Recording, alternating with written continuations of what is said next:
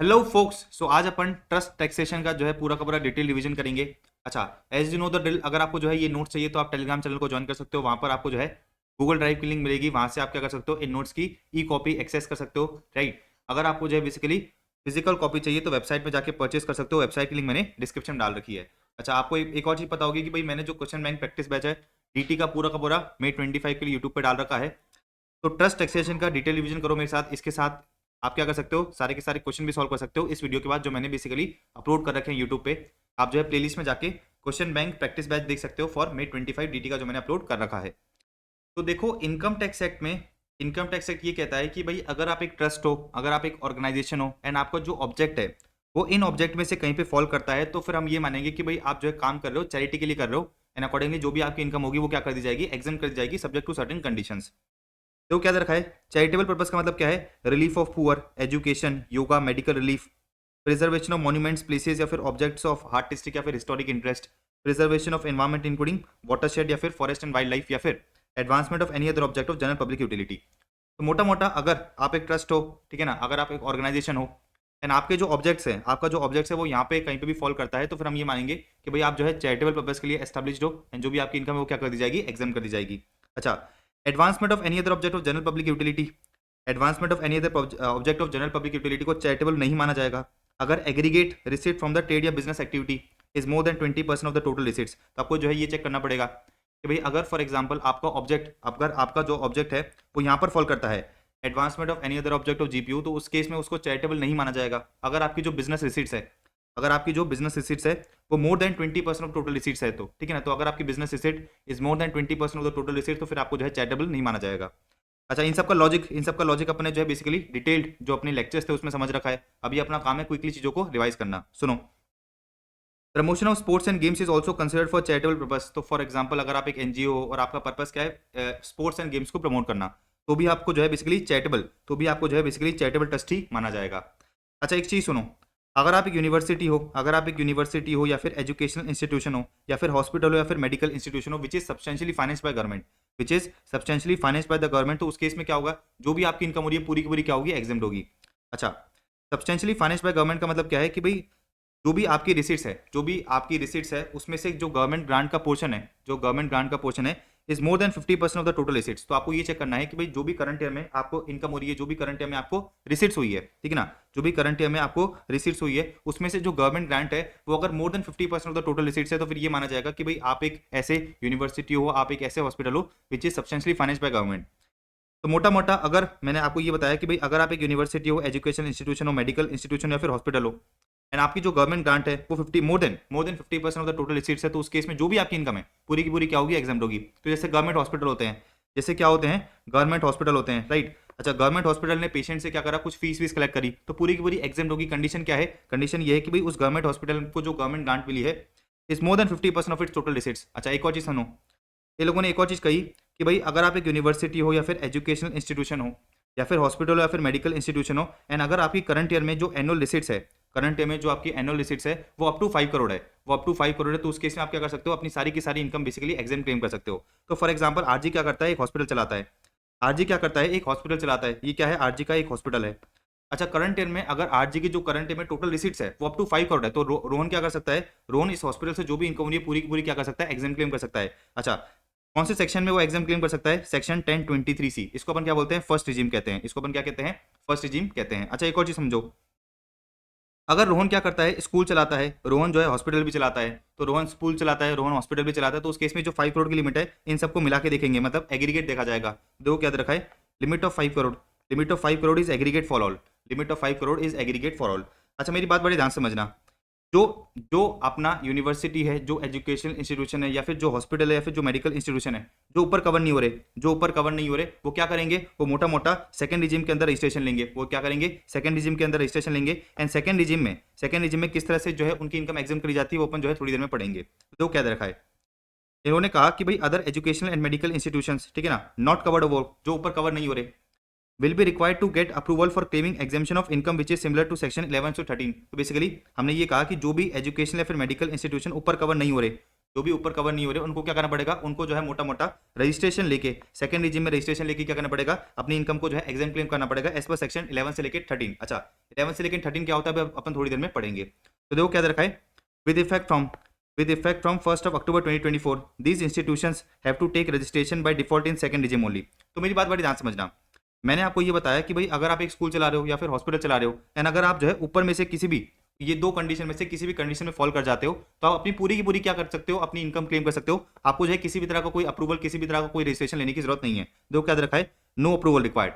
लेकिन for example अगर आप एक स्कूल चला रहे हो या फिर आप जो है मेडिकल इंस्टीट्यूशन चला रहे हो एंड आप कहीं ऊपर फॉल नहीं कर रहे, आप जो है ऊपर फॉल नहीं कर रहे, तो पहले क्या हुआ करता था, पहले ये हुआ करता था कि भाई आपको जो है 1023C के अंदर 1023C के अंदर रजिस्ट्रेशन लेना पड़ता था एंड आपको जो एग्जेम्पशन है ना, जो आपको एग्जेम्पशन है वो सेकंड रिजिम की तरह दिया जाता था। ठीक है, फिर इन लोगों ने अमेंडमेंट लाके क्या करा, इन लोगों ने जो है अमेंडमेंट लाके क्या करा, विद इफेक्ट फ्रॉम 1 अक्टूबर 2024 इन लोगों ने ये कहा कि भाई अगर आप एक एजुकेशनल या फिर मेडिकल इंस्टीट्यूशन हो एंड अगर आप जो है ऊपर कवर नहीं हो रहे, आप जो है ऊपर कवर नहीं हो रहे, तो आप बाय डिफॉल्ट क्या करोगे, आप जो है बाय डिफॉल्ट सेकंड रिजिम के अंदर ही रजिस्ट्रेशन लोगे एंड अगर आपने सेकंड रिजिम के अंदर रजिस्ट्रेशन ले लिया है तो सेकंड रिजिम की तरह ही आपको जो है एग्जेम्पशन दे दिया जाएगा। तो ये अमेंडमेंट जो है इंपॉर्टेंट है, ये अमेंडमेंट क्या है, इंपॉर्टेंट है। तो मोटा मोटा आपको ये ध्यान रखना है, मोटा मोटा आपको ध्यान रखना है कि भाई अगर आप जो है फर्स्ट या सेकंड कंडीशन में फॉल कर जाते हो तो आप अपनी इनकम एग्जाम क्लेम कर सकते हो, आपको जो है कोई भी रजिस्ट्रेशन लेने की जरूरत नहीं है। पढ़ो, नो अप्रूवल रिक्वायर्ड, किसी भी तरह का कोई रजिस्ट्रेशन लेने की जरूरत नहीं है। लेकिन अगर आप ऊपर में से कहीं पे फॉल नहीं कर रहे, अगर आप ऊपर में से कहीं फॉल नहीं कर रहे तो फिर आपको जो है क्या करना पड़ेगा, रजिस्ट्रेशन लेना पड़ेगा, फिर आपको जो है रजिस्ट्रेशन लेना पड़ेगा। अच्छा 1 अक्टूबर 2024 से पहले आप रजिस्ट्रेशन लेते थे फर्स्ट रिजिम में, लेकिन इन लोगों ने कहा कि भाई 1 अक्टूबर 2024 के बाद, ठीक है ना, विद इफेक्ट फ्रॉम 1 अक्टूबर 2024 आप रजिस्ट्रेशन लोगे सेकंड रिजिम के अंदर। अच्छा एक और चीज देखो क्या दे रखा है, इन लोगों ने कहा कि भाई trust will be treated as charitable trust even if its object involve carrying on of an activity for profit, such a trust will not be denied exemption on the ground that its object are non charitable. क्या मतलब है समझना, मैं क्या कर रहा हूँ, school चला रहा हूँ, ठीक है ना, मैं जो है फॉर एग्जाम्पल एक स्कूल चला रहा हूँ, मैं जो है क्या कर रहा हूँ, एक स्कूल चला रहा हूँ। अच्छा अब स्कूल चलाऊंगा तो सीधी सी बात क्या है, मैं एक ट्रस्ट हूँ, मैं जो है क्या चला रहा हूँ, स्कूल चला रहा हूँ। अब स्कूल चला रहा हूँ तो मुझे जो है स्टूडेंट से पैसा मिलेगा, स्टूडेंट से क्या मिलेगा, पैसा मिलेगा।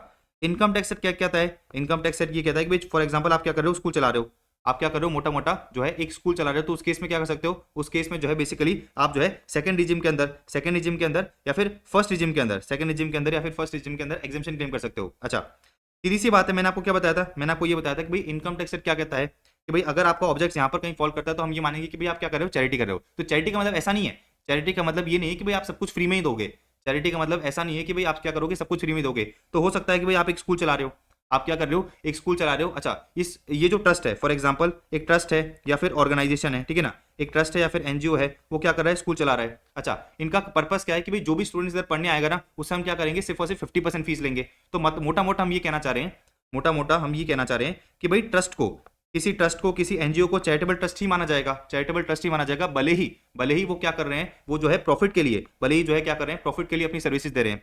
तो फॉर एग्जांपल ये जो ट्रस्ट है, जो स्कूल खोल के बैठा है, उसने क्या बोला कि भाई हम तो स्टूडेंट से क्या करेंगे, 50% चार्ज करेंगे फीस। तो जो 50% उसने फीस चार्ज करी वो भी तो उसकी इनकम है ना। तो आप ये नहीं कह सकते, आप जो है बेसिकली ये नहीं कह सकते कि भाई आप क्या कर रहे हो, लोगों से पैसा चार्ज कर रहे हो तो आप चैरिटी नहीं कर रहे। तो मोटा मोटा आपको जो है यही माना जाएगा कि भाई आप क्या कर रहे हो, चैरिटी कर रहे हो।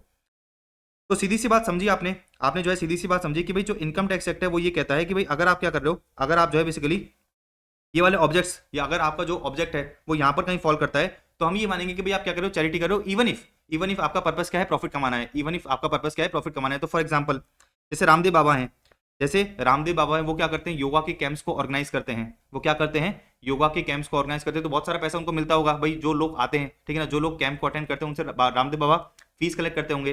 तो रामदेव बाबा को प्रॉफिट हो रहा है ना, रामदेव बाबा को इनकम हो रही है, रामदेव बाबा को क्या हो रहा है, प्रॉफिट हो रहा है। तो इसका मतलब ये नहीं है, इसका मतलब ये नहीं कि भाई हम उनको ये कहेंगे कि भाई आप बिजनेस करो। अभी भी जो है उनको यही माना जाएगा कि वो क्या कर रहे हैं, चैरिटेबल बिजनेस कर रहे हैं। हम क्या बोलेंगे उनको कि अभी भी वो क्या कर रहे हैं, चैरिटेबल बिजनेस कर रहे हैं। लेकिन हमने एक चीज कह दी, कि भाई अगर आपका ऑब्जेक्ट यहाँ पर फॉल कर जाता है, अगर आपका जो ऑब्जेक्ट है वो यहाँ पर फॉल कर जाता है, any other object of general public utility, तो उस केस में आपका जो है बेसिकली ये देखा जाएगा कि जो भी आपकी बिजनेस से रिसीट्स है, वो टोटल रिसीट का अप टू 20% होना चाहिए, जैसे ही आपकी जो बिजनेस रिसीट है वो टोटल रिसीट के 20% ज्यादा हो जाएगी, फिर उस साल जो है आपको सेक्शन 11 का एग्जाम्पशन नहीं दिया जाएगा। No exemption under section 11 for that year, आपका रजिस्ट्रेशन कैंसिल नहीं होगा। तो मोटा मोटा हमने ये कहा कि भाई अगर आपका जो ऑब्जेक्ट है वो यहाँ पर फॉल करता है, advancement of any other object of general public utility, तो उस केस में जो है अगर करंट ईयर में आप जो है एग्जाम्पशन लेना चाहते हो तो आपको जो है ये चेक करना पड़ेगा कि भाई जो आपकी बिजनेस रिसीट है वो up to 20% of total receipt होनी चाहिए। अगर करंट ईयर में करंट में मेरी जो बिजनेस हिस्ट्री है वो up to 20% of total history नहीं है, तो करंट में मुझे जो है बेसिकली सेकंड रिजीम वाला एग्जाम्शन नहीं मिलेगा। करंट में जो है मुझे सेकंड रिजीम वाला एग्जाम्शन नहीं मिलेगा। सेकंड रिजीम में क्या एग्जाम्शन दिया जाता है मैं थोड़ी देर में आपको बताऊंगा। अच्छा, फॉर एग्जाम्पल अगले साल जो है बेसिकली क्या होता है, अगले साल आपकी जो बिजनेस हिस्ट्री है वो अप टू 20% हो जाती है, तो बेसिकली अगले साल आपको जो एग्जाम्शन दे दिया जाएगा। डन है। अब सुनो, अब हम चलते हैं कि भाई मैंने आपको बार बार ये बताया, मैंने जो है आपको बार बार ये बताया कि भाई सेकंड रिजीम के अंदर आपको जो है एग्जाम्शन दिया जाएगा। फर्स्ट रिजीम का तो एग्जाम्शन आपको समझ में आ गया होगा। फर्स्ट रिजीम का एग्जाम्शन तो बहुत सिंपल सा बात ये है कि भाई जो भी आपको इनकम हो रही है, जो भी आपको इनकम हो रही है पूरी की पूरी एग्जाम। सेकंड रिजीम क्या बोलती है, सेकंड रिजीम देखो क्या बोलती है, सेकंड रिजीम ये बोलती है कि भाई जो भी ट्रस्ट या फिर जो भी ऑर्गेनाइजेशन, जो भी ट्रस्ट है जो भी ऑर्गेनाइजेशन कहाँ पर रजिस्टर्ड है, जो भी ट्रस्ट है जो भी ऑर्गेनाइजेशन सेकंड रिजीम के अंदर रजिस्टर्ड है, जो भी ट्रस्ट या फिर जो भी ऑर्गेनाइजेशन सेकंड रिजीम के अंदर रजिस्टर्ड है, उनकी 15% इनकम क्या करेंगे, फुल्ली एग्जाम कर देंगे। अप टू 15% इनकम क्या होगी, फुल्ली एग्जाम होगी। बाकी रिमेनिंग 85% इनकम हम एग्जाम कर देंगे। कंडीशन क्या है कि भाई आपको जो ये 85% इनकम बची है इनको क्या करना पड़ेगा, करंट में खर्च करना पड़ेगा।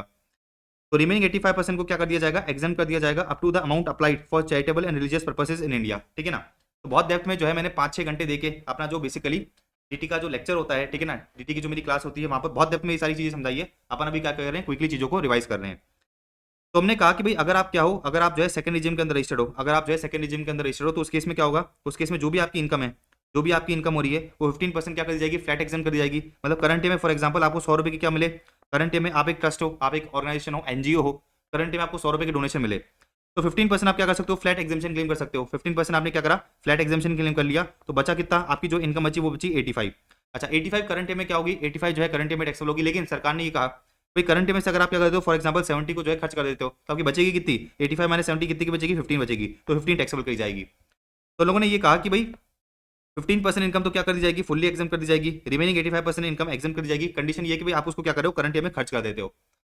अच्छा, करंट में अगर आपको कॉर्पस डोनेशन मिलता है, करंट में अगर आपको कॉर्पस डोनेशन मिलता है तो वो क्या होगा, फुल्ली एग्जाम होगा। अगर करंट में आपको जो है कॉर्पस गवर्नमेंट ग्रांट मिलती है तो वो क्या होगी, फुल्ली एग्जाम होगी। अच्छा, करंट में अगर आपको जो है एग्रीकल्चर इनकम होती है, सेक्शन 10 सब सेक्शन 1 में क्या होता है, एग्रीकल्चर इनकम होती है, तो करंट में अगर किसी ट्रस्ट को एग्रीकल्चर इनकम होती है फुल्ली एग्जाम होगी। अच्छा, अगर 1023C 1 एंड 2 वाला पॉइंट दे रखा है, मतलब कौन सा, ये रहा देखो 1023C 1 एंड 2, अगर आप जो है बेसिकली 1023C 1 एंड 2 में फॉल करते हो तो जो भी इनकम होती है पूरी की पूरी क्या होती है, एग्जाम होती है। मैंने आपको ऊपर ही बताया था। अच्छा, एक और चीज देखो क्या दे रखा है, मैंने आपको ये बताया कि भाई आपकी जो कॉर्पस डोनेशन होता है फुल्ली एग्जाम होता है, कॉर्पस गवर्नमेंट ग्रांट होती है फुल्ली एग्जाम होती है। अच्छा, जो आपकी एग्रीकल्चर इनकम होती है क्या होती है, फुल्ली एग्जाम होती है।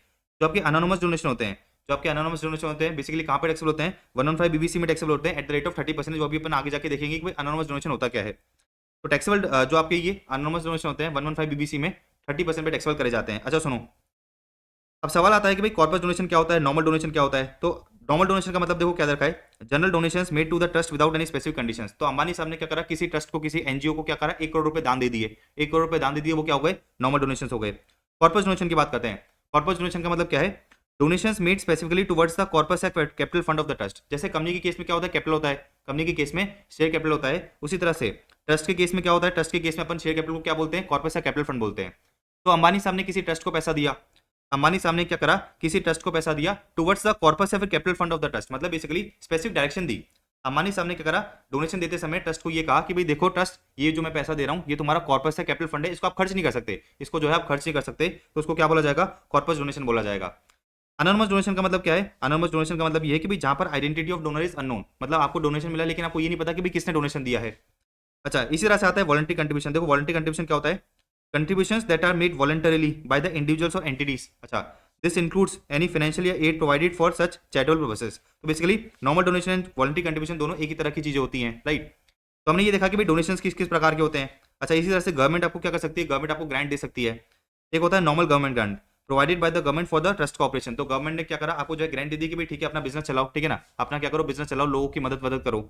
एक होता है कॉर्पस गवर्नमेंट ग्रांट, वही बात, meant for the corpus fund of the trust. तो गवर्नमेंट ने जब आपको क्या करा, पैसा दिया, गवर्नमेंट ने जब आपको दान दिया, गवर्नमेंट ने जब आपको ग्रांट दी, तो ये कहा कि भाई ये आपकी क्या है, ये जो है आपकी कॉर्पस मानी जाएगी ट्रस्ट का। आपको जो है ये चीज समझ में आई होगी, आपको जो है ये चीज समझ में आई होगी कि जो आपको कॉर्पस डोनेशन मिलता है आपको, और जो आपको ये कॉर्पस गवर्नमेंट ग्रांट मिलती है वो क्या होती है, फुल्ली एग्जेम्प्ट होती है, मतलब आपको जो है उस पर 1 रुपए का टैक्स पे करने की जरूरत नहीं है। बाकी सारी ये जो चीजें हैं, बाकी सारी ये जो चीजें हैं ये आपकी 15% एग्जाम कर दी जाएगी, बाकी बैलेंस 85% आपको करंट में खर्च करनी पड़ेगी। अच्छा, इसी तरह से देखो ट्रस्ट को और कौन कौन सी इनकम हो सकती है, ट्रस्ट को जो है कैपिटल गेन्स की इनकम हो सकती है, हाउस प्रॉपर्टी की इनकम हो सकती है, अदर सोर्सेज से इनकम हो सकती है। अच्छा, इसी तरह से देखो क्या रखा है, ट्रस्ट अगर क्या चला रहा है, स्कूल चला रहा है, कॉलेज चला रहा है, यूनिवर्सिटी चला रहा है, हॉस्पिटल चला रहा है, या फिर सिमिलर एस्टैब्लिशमेंट चला रहा है, तो बेसिकली आपको जो है पैसा कहाँ से मिल सकता है, फीस या other payments receive from running this institutions. तो अगर आप स्कूल चला रहे हो तो लोगों से, मतलब जो स्टूडेंट्स हैं उनसे आप फीस कलेक्ट करोगे। अगर आप हॉस्पिटल चला रहे हो तो पेशेंट से आप क्या करोगे, फीस कलेक्ट करोगे। तो वो क्या है, ट्रस्ट इनकम है। तो income from property held under trust includes income derive from any property movable या immovable held by the trust for its charitable religious purpose. तो कोई ट्रस्ट है जिसने अपनी बिल्डिंग क्या कर रखी है, किराए पे दे रखी है। कोई ट्रस्ट है जिसने अपनी बिल्डिंग क्या कर रखी है, किराए पे दे रखी है। एंड वो ट्रस्ट कहाँ पर रजिस्टर्ड है, वो ट्रस्ट जो है सेकंड रिजिम के अंदर रजिस्टर्ड है। वो ट्रस्ट कहाँ पर रजिस्टर्ड है, सेकंड रिजिम के अंदर रजिस्टर्ड है। तो मोटा मोटा हमने ये कहा कि भाई जो भी आपकी इनकम हो रही है 15% आपको फुल्ली एग्जाम कर देंगे, बाकी बैलेंस 85% अगर आप करंट में क्या कर देते हो, खर्च कर देते हो, तो पूरा का पूरा क्या कर दिया जाएगा, एग्जाम कर दिया जाएगा। मैंने आपको एक और चीज बताई, मैंने जो है आपको एक और चीज बताई कि भाई अगर आपको क्या करना है, अगर आपको जो है फर्स्ट रिजिम या सेकंड रिजिम, अगर आपको क्या करना है फर्स्ट रिजिम या फिर सेकंड रिजिम में रजिस्ट्रेशन लेना है, तो आपके जो ऑब्जेक्ट्स हैं यहाँ पर फॉल करने चाहिए, आपके जो ऑब्जेक्ट्स हैं यहाँ पर फॉल करने चाहिए।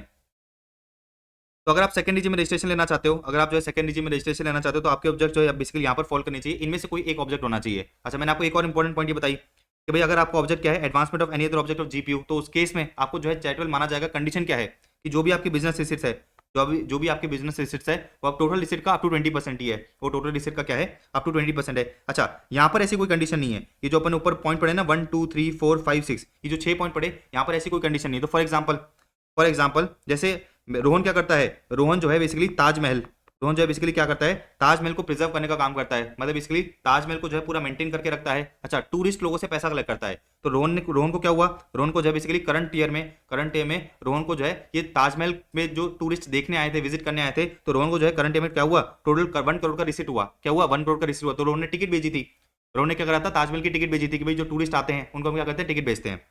तो 1 करोड़ की जो इनकम हुई है रोहन को, 1 करोड़ की जो इनकम हुई है रोहन को, वो क्या कर सकता है, रोहन जो है मोटा मोटा क्या कर सकता है, इस तरह से एग्जामेशन क्लेम कर सकता है, अप टू 15% फुल्ली एग्जाम, बाकी बैलेंस 85% एग्जाम कर दी जाएगी। कंडीशन क्या है कि भाई अपने करंट में क्या करा है, उसको पूरा पूरा अप्लाई करा है। अप्लाई का मतलब क्या है कि खर्च कर दिया है। तो ये जो 20% वाली कंडीशन है ना, ये जो 20% वाली कंडीशन है, ये किसके लिए, सिर्फ और सिर्फ advancement of any other object of GPU, advancement of any other object of GPU. इसका मतलब क्या है कि भाई अगर आप एक ट्रस्ट हो, और आप चैरिटी का काम करना चाह रहे हो, लेकिन आपका जो आपका ऑब्जेक्ट है वो यहाँ पर कहीं पे फॉल नहीं कर रहा, यहाँ पर कहीं पे फॉल नहीं करा बोले, तो यहाँ पर कहीं पे फॉल नहीं करा, तो फिर आप जो है कहाँ पर आ जाओगे, पॉइंट नंबर 7 में आ जाओगे, advancement of any other object of GPU. तो फिर आपको ये चेक करना पड़ेगा कि जो आपकी बिजनेस रिसिट है वो टोटल रिसिट का अप टू 20% होना चाहिए। अच्छा देखो, एक और चीज देखो क्या दे रखा है भाई, अगर आपको जो है एग्रीकल्चर इनकम होती है, अगर आपको क्या होती है, एग्रीकल्चर इनकम होती है, तो एग्रीकल्चर इनकम तो सीधी सी बात है, पूरी की पूरी एग्जाम होती है। एग्रीकल्चर इनकम तो क्या होती है, पूरी की पूरी एग्जाम होती है। अच्छा, अगर आप जो है 1023 में रजिस्टर्ड हो, मतलब बेसिकली आप जो है बेसिकली 1023 में फॉल कर रहे हो, आप क्या कर रहे हो, 1023 में फॉल कर रहे हो, तो उस केस में क्या होगा, सीधी सी बात है, ये सारी की सारी इनकम क्या होती है, आपकी एग्जाम होती है। तो इन लोगों ने वही चीज कही, कि भाई income of the nature mention in section 10 subsection 1 and 1023C। तो अगर आप एक ट्रस्ट हो तो आपको जो है बेसिकली क्या हो सकता है, आपको जो है एग्रीकल्चर इनकम हो सकती है, या फिर जो है आपको पॉइंट नंबर 1 या पॉइंट नंबर 2 वाली इनकम हो सकती है। अगर ऐसा है तो पूरी पूरी क्या होगी, वो एग्जाम होगी। अब देखो आगे क्या दे रखा है, income from business incidental to the trust का main objective, income from the business incidental to the trust का मेन ऑब्जेक्टिव। तो हो सकता है कि भाई मैं क्या कर रहा हूँ, एक ऑर्गेनाइजेशन चला रहा हूँ, मैं जो है एक ऑर्गेनाइजेशन चला रहा हूँ, और मेरा ऑर्गेनाइजेशन का पर्पस क्या है कि मैं लोगों को क्या करता हूँ, फ्री एजुकेशन देता हूँ। मैं लोगों को क्या करता हूँ, फ्री एजुकेशन देता हूँ, मतलब चैरिटी का काम कर रहा हूँ। मैं क्या कर रहा हूँ, चैरिटी का काम कर रहा हूँ, मैं जो है बेसिकली चैरिटी का काम कर रहा हूँ। तो सीधी सी बात है कि भाई मैं क्या कर रहा हूँ, मैं जो है सेकंड रिजिम में रजिस्टर हो रहा हूँ, मैं जो है अपने आप को सेकंड रिजिम के अंदर क्या कर रहा हूँ, रजिस्टर कर रहा हूँ। अच्छा, मैं लोगों को क्या करता हूँ, फ्री एजुकेशन देता हूँ, लेकिन मैंने क्या कर रखा है, स्कूल के बाहर एक शॉप खोल रखी है। मैंने जो है स्कूल के बाहर एक शॉप खोल रखी है, जहाँ पर मैं क्या करता हूँ, यूनिफॉर्म बेचता हूँ बच्चों को। मैं बच्चों को क्या करता हूँ, यूनिफॉर्म बेचता हूँ, बुक्स बेचता हूँ, ठीक है ना, स्टेशनरी आइटम बेचता हूँ। तो स्कूल की एजुकेशन तो मैं क्या कर रहा हूँ, फ्री में दे रहा हूँ, तो इधर से तो मुझे रिसीट हो रही है 0। लेकिन मैं क्या कर रहा हूँ, कि जो यूनिफॉर्म बेचता हूँ, जो मैं बुक्स बेचता हूँ, इधर से मेरे को इनकम हो रही है कितने की, 1 करोड़ की। इधर से जो इनकम हो रही है वो कितने की हो रही है, 1 करोड़ की हो रही है। तो उन लोगों ने ये कहा कि भाई अगर आप जो है चैरिटी का काम कर रहे हो, अगर आप जो है क्या कर रहे हो, चैरिटी का काम कर रहे हो, लेकिन साथ साथ कोई बिजनेस भी कर रहे हो which is incidental to the main objective, तो आप ऐसा कर सकते हो। देखो क्या दे रखा है, ट्रस्ट में also earn income from business activities provided these activities are incidental to the attainment of primary charitable या रिलीजियस ऑब्जेक्टिव। इन लोगों ने कहा कि भाई however such income must be apply to the charitable purposes. तो इन लोगों ने ये चीज कही कि भाई अगर आप एक ऑर्गेनाइजेशन हो, अगर आप क्या कर रहे हो, चैरिटेबल ऑब्जेक्ट में फॉल कर रहे हो, ठीक है ना, अगर आप एक ट्रस्ट हो, आप एक ऑर्गेनाइजेशन हो, और आप जो है चैरिटेबल ऑब्जेक्ट में फॉल कर रहे हो, तो आप साथ साथ में कोई बिजनेस भी कर सकते हो। आप जो है साथ साथ में कोई बिजनेस भी कर सकते हो, बट कंडीशन क्या है कि जो आपका बिजनेस है ना, ये जो आपका बिजनेस है, ये इंसिडेंटल है। ये क्या है, इंसिडेंटल है to the main objectives of the trust. ये क्या है, इंसिडेंटल है to the main objective of the trust. तो मैंने आपको एक चीज बताई थी ना, मैंने जो है आपको एक चीज बताई थी कि भाई अगर आप जो है बेसिकली यहाँ पर फॉल करते हो, अगर आप जो है ऊपर ये 6 वाली कंडीशन, ये ऊपर ये 6 पॉइंट्स में फॉल करते हो, मतलब आपका जो ऑब्जेक्ट है वो इन 6 पॉइंट में से कोई भी है, तो उस केस में आप क्या कर सकते हो, बिजनेस भी कर सकते हो, जो भी आपकी इनकम हो रही है जो भी आपकी इनकम हो रही है वो फुल्ली एग्जम मानी जाएगी। वो क्या मानी जाएगी? फुल्ली एग्जम मानी जाएगी। लेकिन मैंने आपको बताया था कि भाई यहाँ पर ये जो आपका ऑब्जेक्ट क्या है, advancement of any other object of GPU है, advancement of any other object of GPU. तो उस केस में मोटा मोटा इन लोगों ने कहा, उस केस में मोटा मोटा इन लोगों ने ये कहा कि भाई आपकी जो बिजनेस एसेट है वो up to 20% of total assets हो सकती है। अच्छा सुनो, आगे बढ़ते हैं अपन। मैंने आपको ये बताया कि जो सेकंड रिजिम है, जो आपका सेकंड रिजिम है, उसमें एग्जामेशन किस तरह से मिलेगा आपको? भाई आपका जो कॉर्पस डोनेशन है फुली एग्जाम होगा। कंडीशन क्या है कि जो आपका कॉर्पस डोनेशन है आपने 11/5 मोड्स के अंदर क्या कर रखा है? इन्वेस्ट कर रखा है। 11/5 मोड्स क्या होता है? देखो ये रहा भाई, जो भी आपको करंट में कॉर्पस डोनेशन मिलता है आपको क्या करना पड़ेगा? आपको जो है बेसिकली इन स्पेसिफाइड मोड्स में उसको इन्वेस्ट करना पड़ेगा। देखो क्या दे रखा है, मोड स्पेसिफाइड इन 11/5। भाई जो भी आपको कॉर्पस डोनेशन मिला है आपको क्या करना पड़ेगा? इन्वेस्ट करना पड़ेगा इन गवर्नमेंट सेविंग सर्टिफिकेट्स या फिर सेंट्रल गवर्नमेंट या फिर स्टेट गवर्नमेंट की सिक्योरिटीज में, या फिर आपको क्या करना पड़ेगा? डिपॉजिट कराना पड़ेगा with the post office saving bank या फिर शेड्यूल बैंक या फिर कोऑपरेटिव बैंक। इस तरह से आप क्या कर सकते हो? या तो इन्वेस्टमेंट कर सकते हो in the debentures of a company जिसका principal and interest have been guaranteed by CG और एसजी, या फिर आप क्या कर सकते हो? डिपॉजिट करा सकते हो with the industrial development bank of India.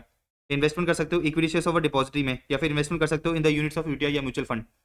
Investment कर सकते हो इमूवेबल प्रॉपर्टी में एक्सक्लूडिंग प्लांट एंड मशीनरी। आप क्या कर सकते हो? इमूवेबल प्रॉपर्टी में इन्वेस्टमेंट कर सकते हो, लेकिन बेसिकली प्लांट एंड मशीनरी में इन्वेस्ट नहीं कर सकते। Not being plant and machinery installed in the building for convenient occupation. तो इसका मतलब इन लोगों ने ये कहा कि भाई आप क्या कर सकते हो? आप जो है इमूवेबल प्रॉपर्टी में पैसा इन्वेस्ट कर सकते हो, लेकिन प्लांट एंड मशीनरी में इन्वेस्ट नहीं कर सकते। लेकिन कौन सी प्लांट एंड मशीनरी में इन्वेस्ट कर सकते हो? एक ऐसी प्लांट एंड मशीनरी जो आपने बिल्डिंग में इंस्टॉल कर रखी है फॉर योर कन्वीनियंट ऑक्यूपेशन। अच्छा, इसी तरह से आप इन्वेस्टमेंट कर सकते हो in the bonds issued by the public company registered in India जिसका business is providing long term finance for the urban infrastructure in India. अच्छा, इसी तरह से आप इन्वेस्टमेंट कर सकते हो in the equity share capital या फिर बॉन्ड्स और डिबेंचर्स ऑफ अ कंपनी, ठीक है, जो इंगेज्ड है in the operations of retail payment system या digital payment settlement is approved by the RBI and in which at least 51% of the equity shares are held by NPCI. या फिर आप investment कर सकते हो या डिपॉजिट कर सकते हो in the public sector company where the investment is made in the shares of public sector company and such public sector company ceases to be a public sector company, then investment made shall be deemed to be the investment made for 3 years from the date of such cessation and in case of other investment or deposit till the date of its maturity। तो लोगों ने क्या कहा कि भाई आपका जो corpus donation मिला है आप क्या कर सकते हो? आप जो है बेसिकली पब्लिक सेक्टर कंपनी के पास इन्वेस्टमेंट कर सकते हो, डिपॉजिट करा सकते हो। लेकिन फॉर एग्जांपल अगर फ्यूचर में कोई पब्लिक सेक्टर कंपनी क्या बन जाती है? फ्यूचर में कोई public sector company private sector company बन जाती है। तो उन लोगों ने क्या कहा कि भाई सेसेशन के मतलब डेट ऑफ सेसेशन के मतलब जिस दिन पब्लिक कंपनी प्राइवेट कंपनी बन गई उसके विदिन 3 इयर्स तक आपका जो इन्वेस्टमेंट है यही माना जाएगा कि भाई आपने क्या कर रखा है? पब्लिक सेक्टर कंपनी में इन्वेस्टमेंट कर रखा है। देखो क्या रखा है, where the investment is made in the shares of public sector company। तो अगर आपने क्या करा है? पब्लिक सेक्टर कंपनी के शेयर्स में इन्वेस्टमेंट कर रखा है एंड पब्लिक सेक्टर कंपनी जो है प्राइवेट सेक्टर कंपनी में कन्वर्ट हो जाती है, तो such investment in the shares shall be deemed to be the investment made in the public sector company for 3 years from the date of cessation. तो मोटा मोटा 3 साल तक भाई कन्वर्जन होने के 3 साल तक मतलब पब्लिक कंपनी प्राइवेट कंपनी में क्या हो गई? कन्वर्ट हो गई। तो कन्वर्जन के विदिन 3 इयर्स तक आपने जो भी पब्लिक सेक्टर कंपनी के शेयर्स में इन्वेस्टमेंट कर रखा था यही माना जाएगा कि भाई आपने क्या कर रखा है? आपने जो है पब्लिक सेक्टर कंपनी में इन्वेस्टमेंट कर रखा है, इवन दो वो क्या हो गई है? प्राइवेट कंपनी में कन्वर्ट हो गई है। अच्छा, अगर आपने पब्लिक सेक्टर कंपनी के फॉर एग्जांपल डिबेंचर्स में इन्वेस्ट कर रखा था, ठीक है ना, क्या कर रखा था? डिबेंचर्स में इन्वेस्ट कर रखा था। अच्छा, डिबेंचर्स की लाइफ थी 10 साल, अच्छा 3 साल बाद क्या हुआ? Public sector company private sector company में कन्वर्ट हो गई। 3 साल बाद public sector company private sector में कन्वर्ट हो गई। तो लोगों ने कहा कि in the case of any other investment till the date of its maturity, मतलब डिबेंचर्स की मैच्योरिटी तक यही माना जाएगा कि भाई आपने क्या कर रखा है? पब्लिक सेक्टर कंपनी में इन्वेस्टमेंट कर रखा है। अच्छा, इनको याद करने की जरूरत है क्या? याद करने की जरूरत नहीं, पढ़ के भूल जाओ।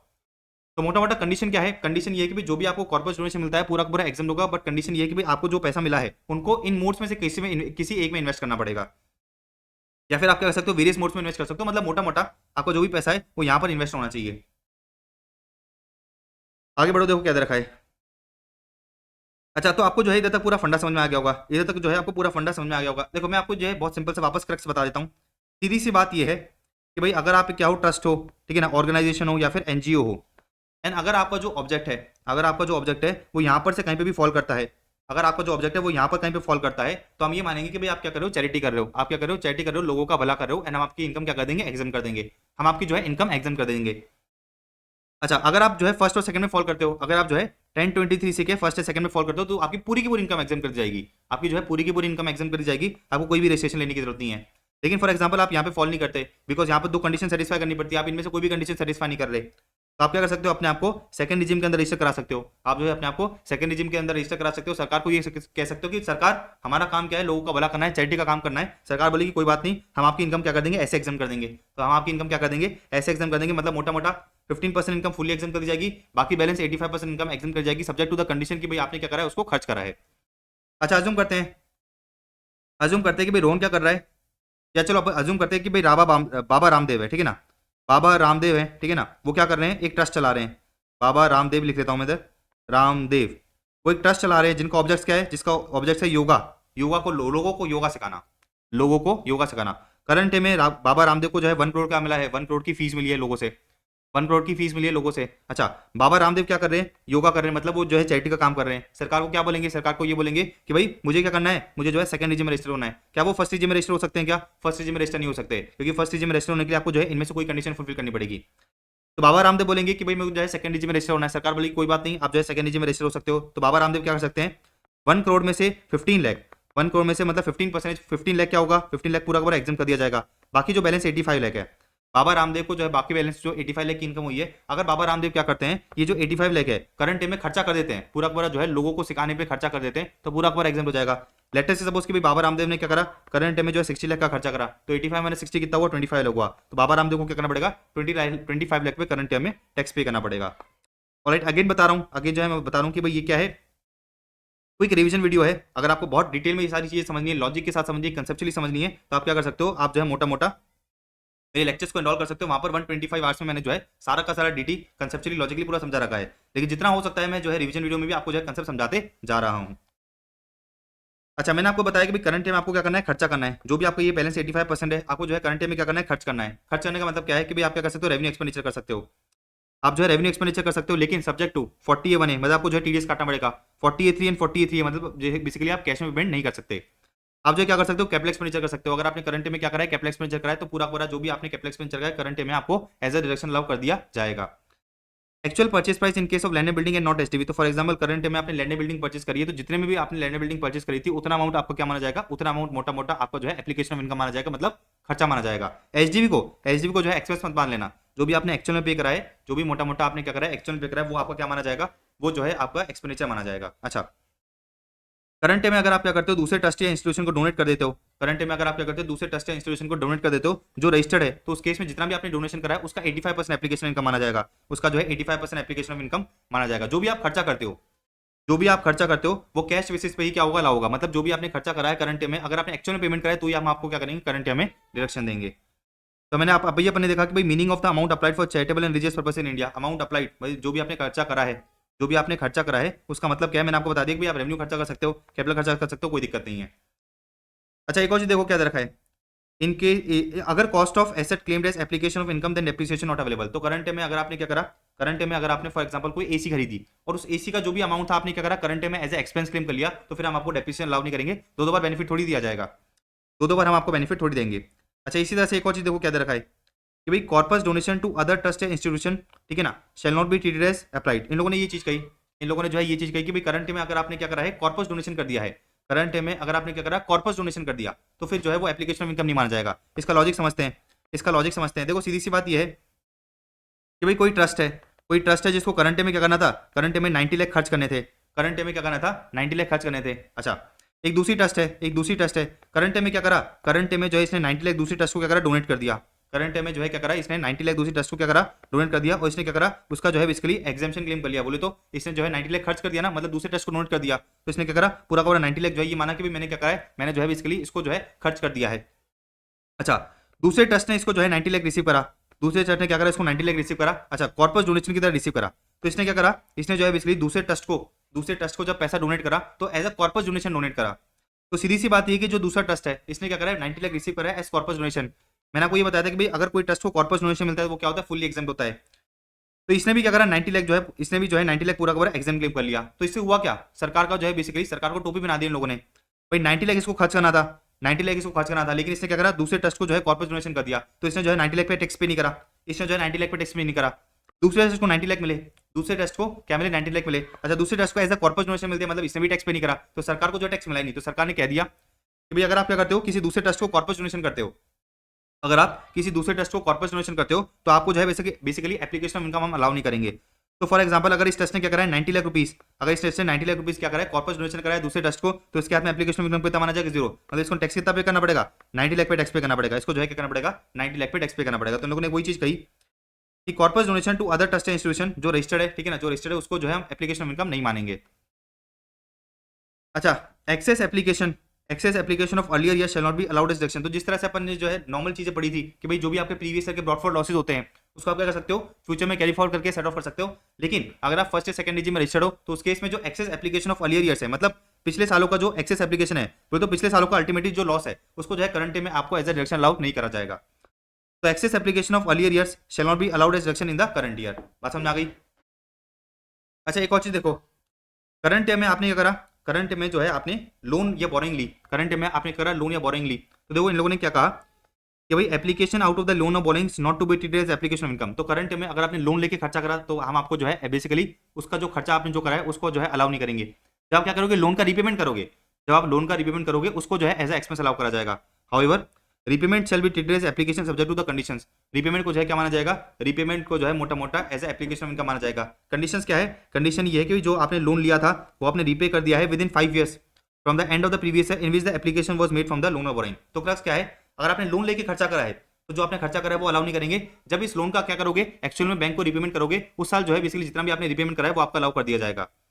अच्छा इन लोगों ने एक और चीज कही कि भाई रीपेमेंट फ्रॉम एनी लोन या बोरिंग्स मेड ऑन और before 31st of March 2021 will not be treated as application. तो लोगों ने ये चीज कही कि भाई अगर ये वाला जो प्रोविजन था ना, ये वाला जो प्रोविजन था कब से आया था, ये वाला जो प्रोविजन था 1 अप्रैल 2021 से आया था। तो इन लोगों ने एक चीज कही, इन लोगों ने एक चीज कही कि भाई अगर अगर अगर अगर आपने कोई लोन या बोरिंग ले रखी थी, अगर आपने कोई लोन और बोरिंग ले रखी थी ऑन और बिफोर 31st of March 2021, उसका जो है आपने रीपेमेंट कराया तो उसको जो है बेसिकली एप्लीकेशन ऑफ इनकम नहीं माना जाएगा। दिस इज बिकॉज, इसका रीजन क्या है, this is because up to 31st of March 2021 amount applied out of the loan or borrowing was allowed as application, hence at the time of repayment it cannot be claimed as application। इसका मतलब क्या है, पहले क्या हुआ करता था, पहले क्या हुआ करता था 1 अप्रैल 2021 से पहले क्या हुआ करता था कि भाई अगर आपने लोन लेके खर्चा करा है तो जो आप खर्चा करते हो ना वो अलाउ कर दिया जाएगा। लेकिन 1 अप्रैल 2021 के बाद इन लोगों ने कहा कि भाई अगर आप लोन लेके खर्चा करते हो तो बेसिकली हम आपको जो है बेसिकली एज एक्सपेंस अलाउ नहीं करेंगे। जब लोन का रीपेमेंट करोगे, जब लोन का रीपेमेंट करोगे तो अलाउ करा जाएगा। अब सीधी सी बात यह है कि भाई अगर आपने जो है 1 अप्रैल 2021 से पहले लोन लिया था, लोन लेके खर्चा कर दिया था, वो खर्चा आपको अलाउ कर दिया गया था। अब जब इन लोन का जो है आप क्या करते हो, बाद में रीपेमेंट करते हो तो वापस खर्चा अलाउ करेंगे क्या, वापस खर्चा अलाउ नहीं करेंगे।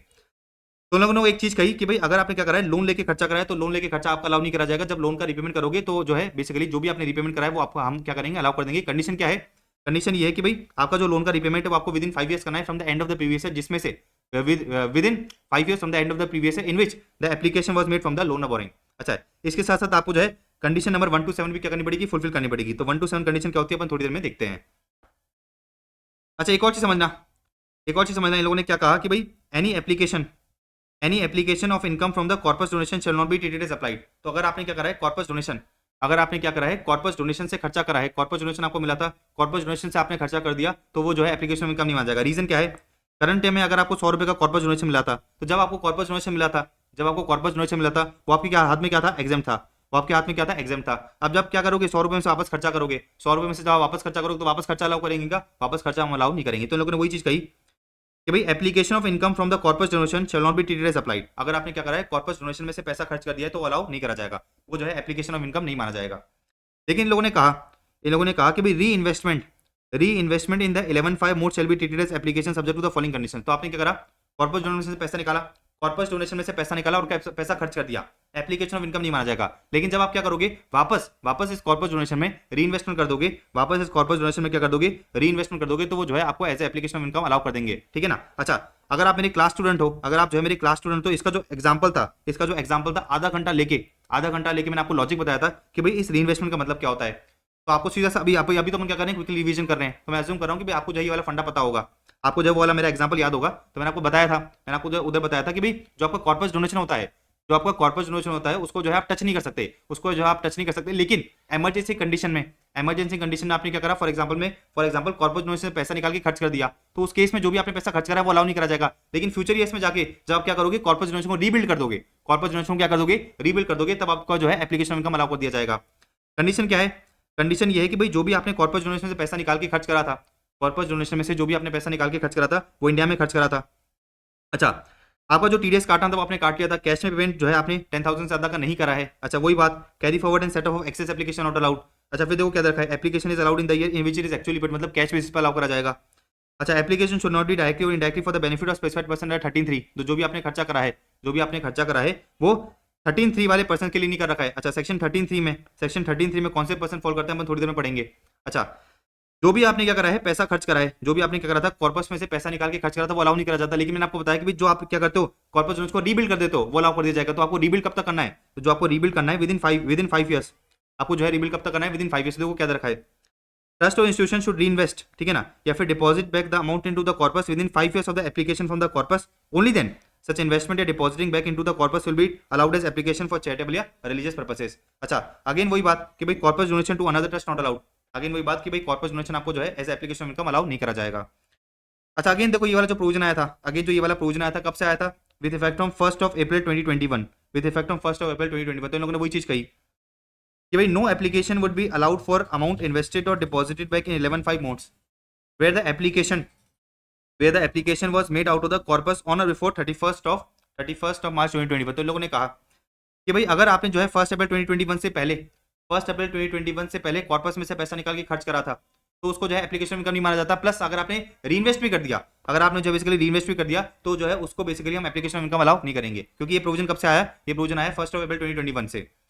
तो 1 अप्रैल 2021 से प्रोविजन क्या बोलता है, सीधी सी बात ये कि भाई अगर आपने कॉर्पस डोनेशन से पैसा निकाल के खर्च करा तो आपको अलाउ नहीं करा जाएगा। लेकिन फ्यूचर ईयर्स में क्या करते हो, जब आप कॉर्पस डोनेशन को वापस क्या करते हो, रीबिल्ड कर देते हो। जब आप कॉर्पस डोनेशन वापस पैसा डाल देते हो, जब आपने क्या करा पैसा डाला, तो जितना आप पैसा डालते हो, जितना पैसा रीइन्वेस्ट करते हो, उस साल जो है बेसिकली आपको खर्चा अलाउ कर दिया जाएगा। एंड अगेन मैंने बताया कि भाई ये वाली चीज मैं अभी आपको जो है बहुत डेप्थ में नहीं समझा सकता, क्योंकि इसको मैंने जो है रेगुलर चीज में आधा 1 घंटा लेके बहुत अच्छी तरह जो है एग्जाम्पल के साथ समझाया था कि भाई इस रीइन्वेस्टमेंट का मतलब क्या होता है, ठीक है। तो अगर आप मेरे क्लास स्टूडेंट तो आई होप आपको जो है वो सारे एग्जाम्पल्स याद होंगे। आगे बढ़ सकते हैं अपन, अब आ जाओ अपन आगे बढ़ते हैं, ये वाला टॉपिक देखते हैं। देखो देखो नेक्स्ट टॉपिक क्या दे रखा है कि भाई आपको पता है कि करंट ईयर में आपको 15% फ्लैट एग्जाम्पशन दे दिया जाता है, बाकी 85% आपको करंट ईयर में खर्च करना पड़ता है। अच्छा, इन लोगों ने कहा कि भाई जो बैलेंस 85% है आप करंट ईयर में खर्च नहीं कर पाए, क्योंकि जो बैलेंस 85% इनकम है आपको फॉर एग्जांपल 31 ऑफ मार्च को मिली, मतलब बेसिकली प्रीवियस ईयर के लास्ट डे पे मिली। अब बेसिकली एक दिन में तो सारी खर्च नहीं कर सकते ना, तो उस केस में आप क्या कर सकते हो, आप जो है डिक्लेरेशन दे सकते हो एओ को। देखो क्या दे रखा है, declaration to AO at least 2 months prior to the ROE का due date that such income will be applied in the next year. तो बेसिकली आप जो है एओ को डिक्लेरेशन दे सकते हो और ये कह सकते हो कि भाई देखो हमें जो इनकम है वो आखिरी दिन पे मिली है, इसलिए हम करंट में अप्लाई नहीं कर पाए। हम जो है बेसिकली आपको एक डिक्लेरेशन देते हैं कि अगले साल हम क्या करेंगे, इसको अप्लाई कर देंगे। अगर आप ऐसा डिक्लेरेशन देते हो, अगर आप ऐसा एक डिक्लेरेशन देते हो तो उस केस में जो आपका अमाउंट था डीम अप्लाई मान लिया जाएगा। जो आपका अमाउंट था क्या मान लिया जाता है, डीम अप्लाई मान लिया जाता है। अच्छा, इसी तरह से फॉर एग्जांपल करंट में आपको कुछ इनकम हुई, लेकिन वो क्या है, आउटस्टैंडिंग है। So income which is outstanding मतलब not received in the previous year. आप क्या कर रहे हो, अक्रूवल बेसिस ऑफ अकाउंटिंग को फॉलो कर रहे हो। अच्छा, आपको करंट में इनकम तो हुई है लेकिन एक्चुअल में पैसा नहीं मिला है, वो क्या है, आउटस्टैंडिंग है। अच्छा, आपको 85% अप्लाई भी करना है, तो अगेन आप क्या कर सकते हो, एओ को डिक्लेरेशन दे सकते हो।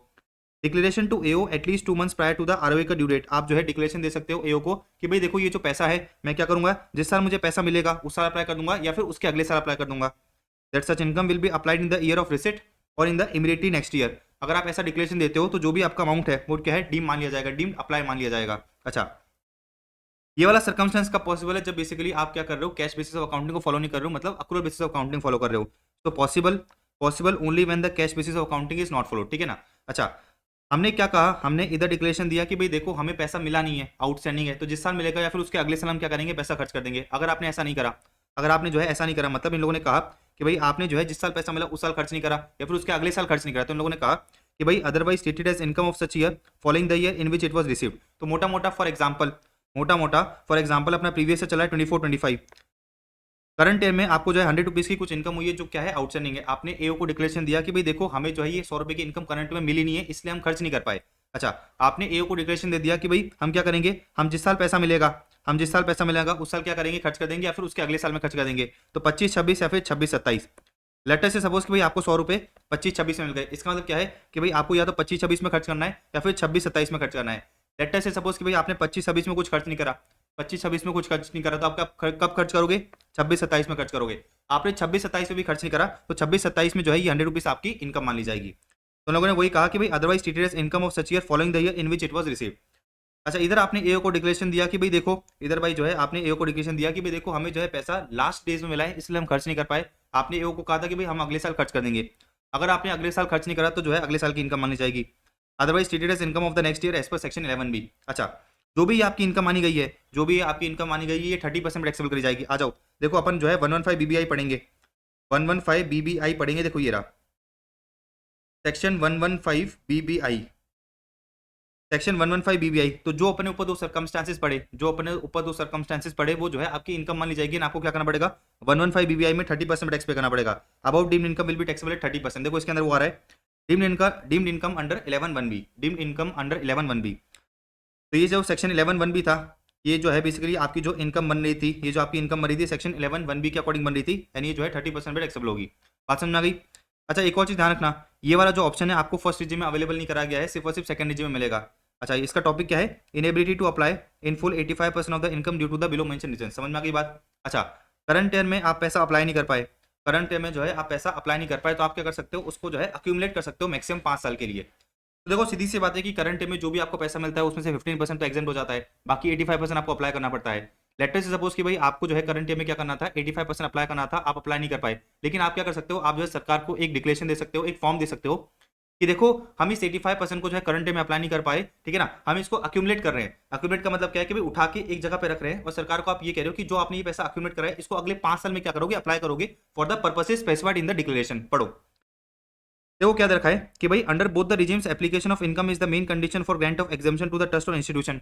अच्छा, in case such income can not be applied during the previous year, same can be accumulated and applied for such purposes subject to the satisfaction of conditions provided therein. अच्छा, दोनों रिजिम में आप क्या कर सकते हो, दोनों रिजिम में मोटा मोटा आप 15% तो जो है क्या कर सकते हो, 15% ऐसा कहीं बिना कोई कंडीशन के क्या कर सकते हो, सेट असाइड कर सकते हो, मतलब 15% आपका मोटा मोटा एग्जाम मान लिया जाता है। अच्छा, however 85% of the income can be accumulated for a period not exceeding 5 years subject to the following conditions. तो इन लोगों ने कहा कि जो आपका 85% है, जो आपका 85% है उसको आप क्या कर सकते हो, 5 साल के लिए अक्यूमुलेट कर सकते हो। देखो क्या दरकार है, 85% of the income can be accumulated for a period not exceeding 5 years subject to the following conditions.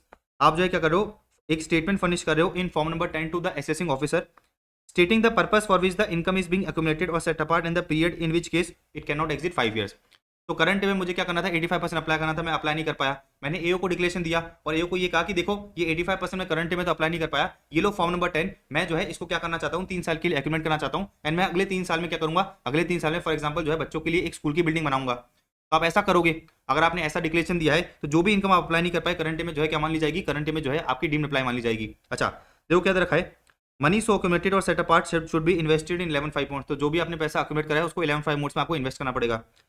Form number 10 should be file at least 2 months prior to the due date of ROI. लेकिन circular ये कहता है कि भाई आप जो है up to the due date of ROI तक भी क्या कर सकते हो, इस फॉर्म को फाइल कर सकते हो। जो पैसा आपने अक्यूमुलेट करा है उसको जो है किसी दूसरे ट्रस्ट को डोनेट भी नहीं कर सकते।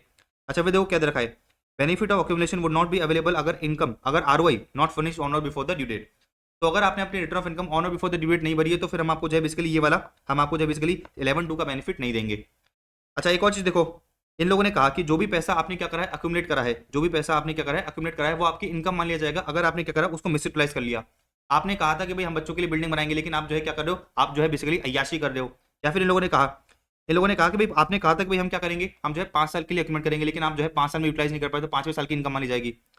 अगर not utilize in the specific time deemed as income in the last previous year of specific period. अच्छा, अगर आपने डोनेट कर दिया किसी दूसरे ट्रस्ट को, हमने कहा था ना, देखो ये रहा, हमने कहा था कि भाई दूसरे ट्रस्ट को डोनेट नहीं कर सकते, आपने हमने कहा था दूसरे ट्रस्ट को डोनेट नहीं कर सकते। अगर आपने दूसरे ट्रस्ट को डोनेट कर दिया तो जिस साल डोनेट करा है उस साल की इनकम मानी जाएगी। अच्छा, हमने कहा था कि भाई आपको क्या करना है, 11(5) मोड्स में इन्वेस्ट करना है, तो जिस भी साल आपने क्या करा 11(5) मोड्स से उसको पैसे को निकाल लिया। देखो क्या रखा है, if ceases to remain invested in 11(5) modes तो in the year of cessation. तो मोटा मोटा हमने कहा था कि भाई 11(5) मोड्स में इन्वेस्ट करना है, अगर आपने ऐसा नहीं करा तो जिस साल आपने बेसिकली क्या करा, पैसे को निकाल लिया, उस साल जो है आपकी इनकम मानी जाएगी। डन है? अच्छा, ये जो आपकी इनकम मानी गई है, ये जो आपकी इनकम मानी गई है सेक्शन 11(3) के अकॉर्डिंग मानी गई है, एंड अगेन ये भी जो है क्या हुई, 30% टैक्सेबल होगी अंडर 115 BBI। देखो ये जो आपकी इनकम मानी गई है, ये जो आपकी इनकम मानी गई है वो भी क्या होगी, देखो ये रही, वो भी जो है 30% टैक्सेबल होगी अंडर 115 BBI। तो देखो ये रहा डीम्ड इनकम अंडर 11(3). बात समझ आ गई आपको? आगे बढ़े। तो अपन ने दो चीज़ें देख ली, अपन ने जो है दो चीज़ें देख ली कि भाई अगर आप जो है इनकम को अप्लाई नहीं कर पाए, अगर जो है आप इनकम को अप्लाई नहीं कर पाए तो आप क्या कर सकते हो, आप जो है इसके लिए या तो अक्यूमुलेट कर सकते हो, आप जो है क्या कर सकते हो, या तो अक्यूमुलेट कर सकते हो या फिर इन दोनों में से कोई भी डिक्लेरेशन दे सकते हो अगर आपका केस इधर फॉल करता है तो। अच्छा, एक और चीज़ देखो क्या दे रखा है, amount paid out of the accumulated income of any trust to any other trust और institution registered shall not be considered as application of income. मैंने आपको बताया भी था कि जो भी आपने पैसा अक्यूमुलेट करा है उसको जो है आप दूसरे को डोनेट नहीं कर सकते, उसको जो है क्या नहीं कर सकते, दूसरे को डोनेट नहीं कर सकते। और इधर इन लोगों ने क्या बोला है, इधर इन लोगों ने ये कहा कि भाई अगर आपने डोनेट कर दिया तो बेसिकली आपकी डीम्ड इनकम ही मान ली जाएगी, एंड आपको जो है बेसिकली एप्लीकेशन ऑफ इनकम भी हम अलाउ नहीं करेंगे। मतलब बेसिकली आपकी इनकम मान ली जाएगी, इधर आपकी जो है एक तो इनकम मान लेंगे हम, अगर आपने दूसरे ट्रस्ट को डोनेट कर दिया तो आपकी इनकम मान ली जाएगी, प्लस आपको जो है उसका खर्चा भी अलाउ नहीं करा जाएगा, मतलब एप्लीकेशन ऑफ इनकम ही नहीं माना जाएगा। एप्लीकेशन ऑफ इनकम भी नहीं माना जाएगा। अब एक और चीज समझो, इन लोगों ने कहा कि भाई any sum received as voluntary contribution by the trust और इंस्टीट्यूशन, ठीक है ना, for the purpose of renovation और repair of any temple, mosque, gurdwara, church, any other place. तो रोहन क्या कर रहा है, संतोषी माता का जो है एक मंदिर चलाता है, मतलब जैसे वैष्णो देवी ट्रस्ट है ना, जैसे वैष्णो देवी ट्रस्ट को कुछ पैसा मिला, वैष्णो देवी ट्रस्ट को कुछ वॉलंटरी कंट्रीब्यूशन मिला। अच्छा, वॉलंटरी कंट्रीब्यूशन किसके लिए मिला है, for the purpose of renovation and repair. तो रोहन क्या है बेसिकली बच्चों को पढ़ाता है, ठीक है ना, रोहन जो है फाइनल के बच्चों को पढ़ाता है DT एंड AFM। रोहन को जो है बहुत ज्यादा अच्छा पैसा मिला, ठीक है, तो रोहन ने क्या सोचा कि एक काम करते हैं, अपन जो है वैष्णो माता का जो मंदिर है उसके ट्रस्ट को कुछ पैसा देते हैं ताकि वैष्णो माता का जो मंदिर है वो रिपेयर एंड रेनोवेट हो सके। तो उस केस में इन लोगों ने ये कहा कि जो भी आपका वैष्णो माता देवी का जो ट्रस्ट है वो क्या कर सकता है, जो भी वॉलंटरी कंट्रीब्यूशन उसको मिला है, may at its option be treated as forming part of the corpus of the trust और इंस्टीट्यूशन। मतलब जो है उसको क्या कर सकता है, उसको जो है एज अ कॉर्पस डोनेशन की तरह ट्रीट कर सकता है, provided such corpus is applied by the trust और institution only for the purpose for which the contribution was made.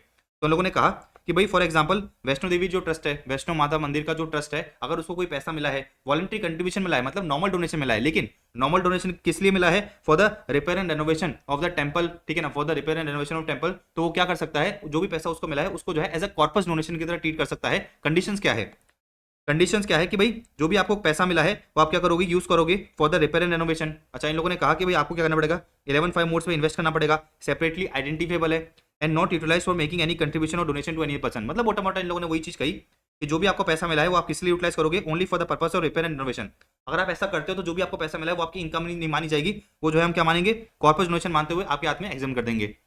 अच्छा, आगे देखो क्या रखा है, आगे इन लोगों ने कहा however in case of violation of any of the above conditions such term treated as corpus will be deemed as income of the previous year in which the violation takes place। तो मोटा मोटा हमने क्या करा, हमने जो है उसको कॉर्पस डोनेशन मानते हुए अपने हाथ में एग्जाम कर लिया, लेकिन फ्यूचर में जाके अगर आप कोई भी कंडीशन को जो है सेटिस्फाई नहीं करते हो तो जिस साल आपने कंडीशन फुलफिल नहीं करी उस साल आपकी जो है इनकम मान ली जाएगी।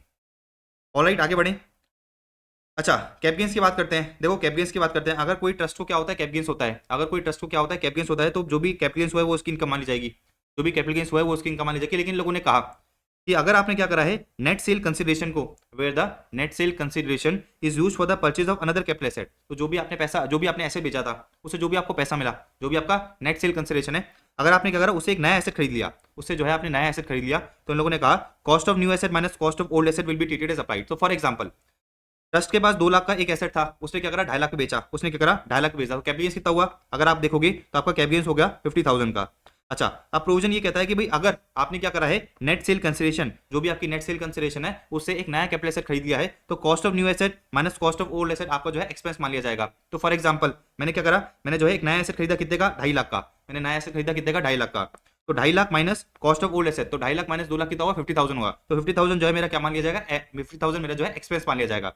मतलब ट्रस्ट का जो है बेसिकली इनकम में जो है क्या होगा, इनकम में जो है 50,000 का कैपिटल गेन्स ऐड होगा। अच्छा, वो क्या कर सकती है, एक्सपेंस क्लेम कर सकती है किसका, 50,000 का, वो क्या कर पाएगी, एक्सपेंस क्लेम कर पाएगी 50,000 का। अच्छा, दूसरा एग्जांपल लोगों ने बताया कि भाई हमने जो है नया एसेट जो खरीदा है वो कितने का खरीदा है, 2,20,000 खरीदा है, तो कॉस्ट ऑफ न्यू एसेट कितना है, 2,20,000, कॉस्ट ऑफ ओल्ड एसेट कितना था, 2 लाख था, तो बेसिकली एप्लीकेशन कितना माना जाएगा, 20,000 का। तो देखो ये रहा अमाउंट डीम्ड एज अप्लाइड कितना होगा, 20,000, तो 50,000 बेसिकली ट्रस्ट की इनकम ऐड होगा एंड 20,000 नीचे वो क्या कर पाएगी, एज एक्सपेंस क्लेम कर पाएगी। इजी डन, आगे बढ़े। फिर इन लोगों ने देखो एक और चीज कही भाई अगर कोई ट्रस्ट फर्स्ट और सेकंड डिजिट में क्या है, रजिस्टर्ड है, अगर कोई ट्रस्ट फर्स्ट या सेकंड डिजिट में क्या है, रजिस्टर्ड है और अपनी इनकम को एग्जेम्प्ट क्लेम कर रहा है, तो सेक्शन 10 के जो एग्जाम्पशंस हैं, सेक्शन 10 में जो वेरियस एग्जाम्पशंस दे रखे हैं वो ट्रस्ट को नहीं मिलेंगे एक्सेप्ट 10 सबसेक्शन 1, मतलब एग्रीकल्चर इनकम का एग्जाम्पशन दे दिया जाएगा, इसके अलावा सेक्शन 10 के कोई भी दूसरे एग्जाम्पशन उनको नहीं दिए जाएंगे। तो अगर कोई ट्रस्ट फर्स्ट या सेकंड डिजिट में क्या है, रजिस्टर्ड है, अगर कोई ट्रस्ट क्या है फर्स्ट या सेकंड डिजिट में रजिस्टर्ड है, तो फर्स्ट डिजिट में सेकंड डिजिट के अकॉर्डिंग वो क्या कर रही है, अपनी इनकम को एग्जाम क्लेम कर रही है, तो हम जो है बेसिकली उसकी जो बाकी की सेक्शन 10 की जो इनकम है उनको जो है बेसिकली एग्जाम नहीं करेंगे। तो आपको मोटा मोटा ध्यान रखना है कि भाई सेक्शन 10 के आपको एग्जाम्पशंस नहीं मिलेंगे। एक ट्रस्ट जो फर्स्ट या सेकंड डिजिट में रजिस्टर्ड है, एक ट्रस्ट जो फर्स्ट या सेकंड डिजिट में रजिस्टर्ड है, ठीक है ना, वो अपनी इनकम क्या कर रहा है, एग्जाम क्लेम कर रहा है under first and second regime, तो बेसिकली सेक्शन 10 का कोई भी दूसरा एग्जाम्पशन नहीं दिया जाएगा एक्सेप्ट एग्रीकल्चर इनकम, मतलब बेसिकली एग्रीकल्चर इनकम का जो है ट्रस्ट को एग्जाम्पशन अलग से दे दिया जाएगा। अब एक और चीज समझो, मैंने आपको बताया था कि भाई ट्रस्ट को जो है बिजनेस इनकम हो सकती है, ट्रस्ट को क्या हो सकती है, बिजनेस इनकम हो सकती है। देखो क्या रखा है, अगर trust engages in business activities, those business activities must be incidental to the attainment of main objectives of the trust which is charitable or religious in nature। तो बेसिकली कोई भी ट्रस्ट का जो ऑब्जेक्ट है अगर उससे रिलेटेड वो business कर रहा है तो वैसा कर सकता है। अच्छा, इंसिडेंटल का क्या मतलब है, इंसिडेंटल का मतलब है कि भाई बिजनेस टू सपोर्ट और complement the primary charitable purpose of the trust. For example, एक ट्रस्ट क्या कर रहा है, ट्रस्ट जो है हॉस्पिटल चला रहा है, एक ट्रस्ट जो है क्या कर रहा है, हॉस्पिटल चला रहा है। अच्छा, उसके साथ साथ उसने क्या कर दिया, मेडिकल स्टोर खोल रखा है, तो ये जो मेडिकल स्टोर से जो बिजनेस हो रहा है उसको इंसिडेंटल माना जाएगा। तो for example, trust running a medical store in hospital या फिर कैंटीन इन अ स्कूल और कॉलेज। बात समझ में आ गई? तो मोटा मोटा अगर आप जो है एक चैरिटेबल ट्रस्ट हो, अगर आप क्या हो, एक चैरिटेबल ट्रस्ट हो, तो उस केस में क्या कर सकते हो, उस केस में जो है बिजनेस कर सकते हो। कंडीशन क्या है कि भाई बिजनेस आपका इंसिडेंटल होना चाहिए। एक और कंडीशन क्या है कि जो भी आप बिजनेस कर रहे हो उसका आप सेपरेट बुक्स अकाउंट्स मेंटेन करोगे। टू क्लेम एग्जाम्पशन आपको जो है सेपरेट बुक्स अकाउंट्स क्या करना पड़ेगा, मेंटेन करना पड़ेगा। अगर एओ को लगता है, अगर AO discovers that trust has considered the income, trust has concealed the income relating to its business activities, this concealed income won't be exempt, becomes fully taxable at the normal rate। तो इन लोगों ने कहा कि भाई अगर ए को लगता है कि भाई जो ये ट्रस्ट है इसने अपनी बिजनेस इनकम क्या कर रखी है, छुपा रखी है, कंसील कर रखी है, तो जितनी भी इनकम आपने क्या करी है, छुपा रखी है, वो उस पर आपको जो है एग्जेम्पशन नहीं दिया जाएगा, फर्स्ट एंड सेकंड रिजिम का एग्जेम्पशन नहीं दिया जाएगा। वो क्या होगा, फुली टैक्सेबल होगा एट नॉर्मल रेट्स। ओके, अब बात करते हैं अपन एनोनिमस डोनेशन की। अब बात करते हैं अपन किसकी, एनोनिमस डोनेशन की। नेक्स्ट अपना टॉपिक है एनोनिमस डोनेशंस। एनोनिमस डोनेशन का मतलब क्या है कि भाई डोनेशन जहां पर identity of donor is unknown. जो आपको ये एनोनिमस डोनेशन होता है ये 30% में टैक्सेबल करा जाता है। अच्छा, सरकार ने जो है आपको छोटा सा लिमिट दे रखा है, छोटा सा एग्जाम्पशन लिमिट दे रखा है। सरकार ने ये कहा कि भाई जो भी आपने करंट ईयर में टोटल डोनेशन रिसीव करे हैं उसका 5% और 1 लाख विचेवर इज हायर जो है नॉर्मल डोनेशन के अंदर ट्रीट करा जाएगा। बाकी बैलेंस को हम क्या करेंगे, 30% पे टैक्सेबल करेंगे। अच्छा, ये जो एग्जाम्पशन लिमिट है, मैंने आपको बताया कि जो एग्जाम्पशन लिमिट है इसको जो है नॉर्मल डोनेशन की तरह ट्रीट करा जाएगा एंड अकॉर्डिंगली जो 15% का आपको फ्लैट एग्जाम्पशन मिलता है वो तो ऑफकोर्स दिया ही जाएगा। तो this exempted amount will be treated as normal donation and 15% flat deduction also available. अच्छा, हमने कहा कि भाई 5% of the total donation. Total donation का क्या मतलब है, इन लोगों ने कहा कि भाई टोटल डोनेशन का क्या मतलब है, normal donation plus corpus donation plus anonymous donation, इस सबका मैं क्या करूंगा, टोटल करूंगा, उसका 5% और 1 लाख विचर इज हायर क्या करूंगा, विचर इज हायर जो है बेसिकली मैं चेक करूंगा एंड अकॉर्डिंगली वो क्या हो जाएगा, एग्जेम्प्ट हो जाएगा। एग्जेम्प्ट हो जाएगा मतलब एनोनमस डोनेशन की लिमिट से बाहर हो जाएगा। इसका मतलब क्या है, इसका मतलब ये कि भाई वो जो है नॉर्मल डोनेशन की तरह ट्रीट करा जाएगा। अच्छा देखो क्या रखा है, ये जो आपके टोटल डोनेशन है, ये जो आपके टोटल डोनेशन है इसके अंदर गवर्नमेंट ग्रांट को इंक्लूड मत करना। However ICI does not consider government grant in the total donation. अच्छा, इन लोगों ने कहा कि भाई अगर आपने अनोनमस डोनेशन रिसीव करा है, किसने, अगर अनोनमस डोनेशन रिसीव करा है होली रिलीजियस ट्रस्ट ने, होली रिलीजियस ट्रस्ट ने, तो उस केस में क्या होगा, उस केस में जो है 115 बीबीसी नहीं लगेगा, उसको जो है नॉर्मल डोनेशन की तरह ही ट्रीट करा जाएगा। इसके लॉजिक्स क्या है सारा मैंने जो है डिटेल लेक्चर में आपको समझाया था। अच्छा, अगर अनोनमस डोनेशन रिसीव करा है चैरिटेबल ट्रस्ट ने तो क्या होगा, 115 बीबीसी में टैक्सेबल हो जाएगा। अच्छा, कोई ट्रस्ट है जो चैरिटी भी कर रहा है और रिलीजियस पर्पस के लिए भी एस्टैब्लिश्ड है, तो इन लोगों ने ये कहा कि भाई अगर आपने क्या करा है, अगर आपने जो है उसको रिसीव करा है और अदर देन रिलीजियस पर्पसेस तो टैक्सेबल होगा अंडर 115 बीबीसी। अदर केस में मतलब अगर आपने रिलीजियस पर्पस के लिए रिसीव करा है तो उसको जो है नॉर्मल डोनेशन की तरह ट्रीट करा जाएगा। ठीक है ना। तो इसका जो है बेसिकली लोग क्या करते थे, टैक्स प्लानिंग करते थे, लोग क्या करते थे बेसिकली अपना ब्लैक मनी व्हाइट में कन्वर्ट करते थे। उसकी वजह से बेसिकली हमने क्या करा था, अनोनिमस डोनेशन का जो है सेक्शन इंट्रोड्यूस करा था। इसका जो पूरा लॉजिक है अपन ने डिटेल लेक्चर में समझ रखा है।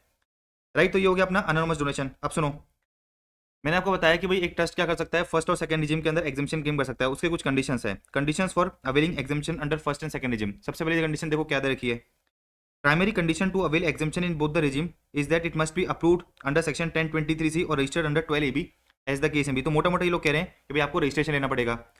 Failure to register will deprive the tax exemption for such trust और इंस्टीट्यूशन। अगर आपने रजिस्ट्रेशन नहीं ले रखा तो आपको एग्जाम्पशन नहीं मिलेगा। इन लोगों ने कहा कि भाई अगर आपको एग्जाम्पशन लेना है फर्स्ट और सेकंड रिजिम में तो आपको आरवाई ड्यू डेट तक फाइल करनी पड़ेगी। बुक्स ऑफ अकाउंट्स मेंटेन करनी पड़ेगी फॉर 10 ईयर्स। ठीक है ना, बुक्स ऑफ अकाउंट्स मेंटेन करनी पड़ेगी for 10 years from the end of the relevant assessment year. अगर आपकी टोटल इनकम बिफोर एग्जाम्पशन अगर बेसिक एग्जाम्पशन लिमिट से ज्यादा है then books of accounts shall be maintained and audit report shall be furnished by the CA 1 month prior to the due date of RY. तो अगर आपकी total income before exemption, ठीक है ना, तो एग्जाम्पशन लेने से पहले अगर आपकी total income basic exemption limit से ज्यादा है तो आपको बुक्स ऑफ अकाउंट्स मेंटेन करके सीए से ऑडिट करानी है। ये सारी कंडीशंस फुलफिल करोगे तभी हम आपको क्या करेंगे, फर्स्ट एंड सेकंड रिजिम के अंदर एग्जाम्पशन देंगे। अच्छा, फिर आगे अपन बढ़ते हैं आगे। आपने जो है रजिस्ट्रेशन ले लिया, आपने क्या करा, रजिस्ट्रेशन ले लिया, तो आपका रजिस्ट्रेशन जो है सरकार कैंसिल कर सकती है। Registration can be cancel by commissioner after giving opportunity of being heard to the trust. अगर ट्रस्ट ने क्या कर रखे हैं, फॉलोइंग स्पेसिफाइड वॉल्यूशंस कर रखे हैं।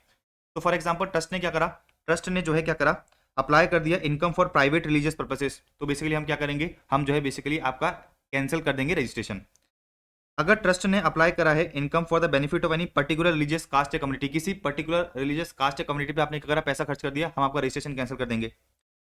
ट्रस्ट की बिजनेस इनकम है, ट्रस्ट हैज बिजनेस इनकम, अच्छा, which is not incidental to the attainment of main objectives of the trust. तो बेसिकली आपकी जो बिजनेस इनकम है वो incidental to the main object नहीं है तो आपका रजिस्ट्रेशन कैंसिल कर दिया जाएगा।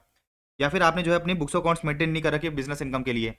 इसी तरह से income has been applied for purposes other than the objects of the trust. तो फॉर एग्जांपल आप जो है गरीबों का भला करने के लिए ट्रस्ट जो है एस्टैब्लिश करा था आपने, लेकिन आपने खर्चा किसी दूसरे ऑब्जेक्ट के लिए कर दिया, आपका रजिस्ट्रेशन कैंसिल कर देंगे। अच्छा, application for registration is incomplete और इट हैज फॉल्स इन्फॉर्मेशन, आपका रजिस्ट्रेशन कैंसिल हो जाएगा। या activities of the trust are not genuine, या फिर trust has not complied with the requirement of other laws. तो अगर बेसिकली हमें लगता है कि भी जो भी आपकी एक्टिविटीज जेन्यून नहीं है, हम आपका रजिस्ट्रेशन कैंसिल कर देंगे। अच्छा, ऑर्डर कैंसिलिंग और refusing the register, order cancelling या फिर refusing to cancel the registration has to be pass within 6 months from the end of the quarter in which the first notice issued by the commissioner calling for any document और information और for any making inquiry. तो मोटा मोटा ये जो आपका registration cancel करने का ऑर्डर है, ये जो आपका रजिस्ट्रेशन कैंसिल करने का ऑर्डर है, कब तक पास होगा? 6 months, with in 6 months, with in 6 months from the end of the quarter in which the first notice issued by the commissioner. तो कमिश्नर आपको नोटिस इशू करेगा, कमिश्नर जो है आपको नोटिस इशू करेगा और ये कहेगा कि भाई देखो हम आपका रजिस्ट्रेशन कैंसिल करना चाह रहे हैं, आपको कुछ बेसिकली कहना है तो कह सकते हो आप। तो लोगों ने कहा कि भाई with in 6 months from the end of the quarter in which the notice issued, इसको बेसिकली ये क्या करेगा, कमिश्नर अपना रजिस्ट्रेशन कैंसिल कर देगा, ठीक है ना। या फिर अपना ऑर्डर पास करेगा, भाई ठीक है हम आपका जो है रजिस्ट्रेशन कैंसिल नहीं कर रहे हैं। अब आगे बढ़ते हैं अपन। इन लोगों ने कहा कि भाई exemption shall not be available in the following circumstances, इन सारे केसेस में आपको जो है एग्जाम्पशन नहीं मिलेगा। देखो क्या दे रखा है कि भाई इनकम हैज बीन अप्लाइड या फिर use for the benefit of related person to the extent of such income और बेनिफिट।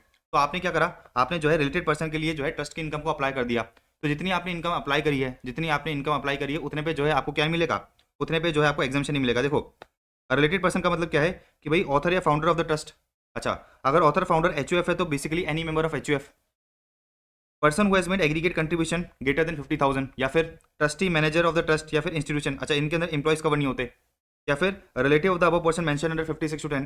तो 56 to 10 में जो अपने रिलेटिव की डेफिनेशन पढ़ी थी, तो उन लोगों ने कहा कि भाई ऊपर वाले पर्सन का कोई भी रिलेटिव है, ऊपर वाले पर्सन का कोई भी रिलेटिव है एज डिफाइंड अंडर 56 to 10, वो भी ट्रस्ट का क्या माना जाएगा, रिलेटेड पर्सन माना जाएगा। या फिर any concern in which any of the above person है सब्सटेंशियल इंटरेस्ट। तो बेसिकली कोई ऐसी कंपनी है, कोई ऐसा कंसर्न है जिसके अंदर इन सारे पर्सन का क्या है, सब्सटेंशियल इंटरेस्ट है, वो भी ट्रस्ट का क्या होगा, रिलेटेड पर्सन होगा। तो मोटा मोटा इन लोगों ने कहा कि भाई अगर ट्रस्ट क्या करता है, अपनी इनकम रिलेटेड पर्सन के लिए क्या कर देता है, खर्च कर देता है। तो जितनी इनकम उसने खर्च करी है बेसिकली उसका जो है बेसिकली आपको एग्जाम्पशन नहीं दिया जाएगा।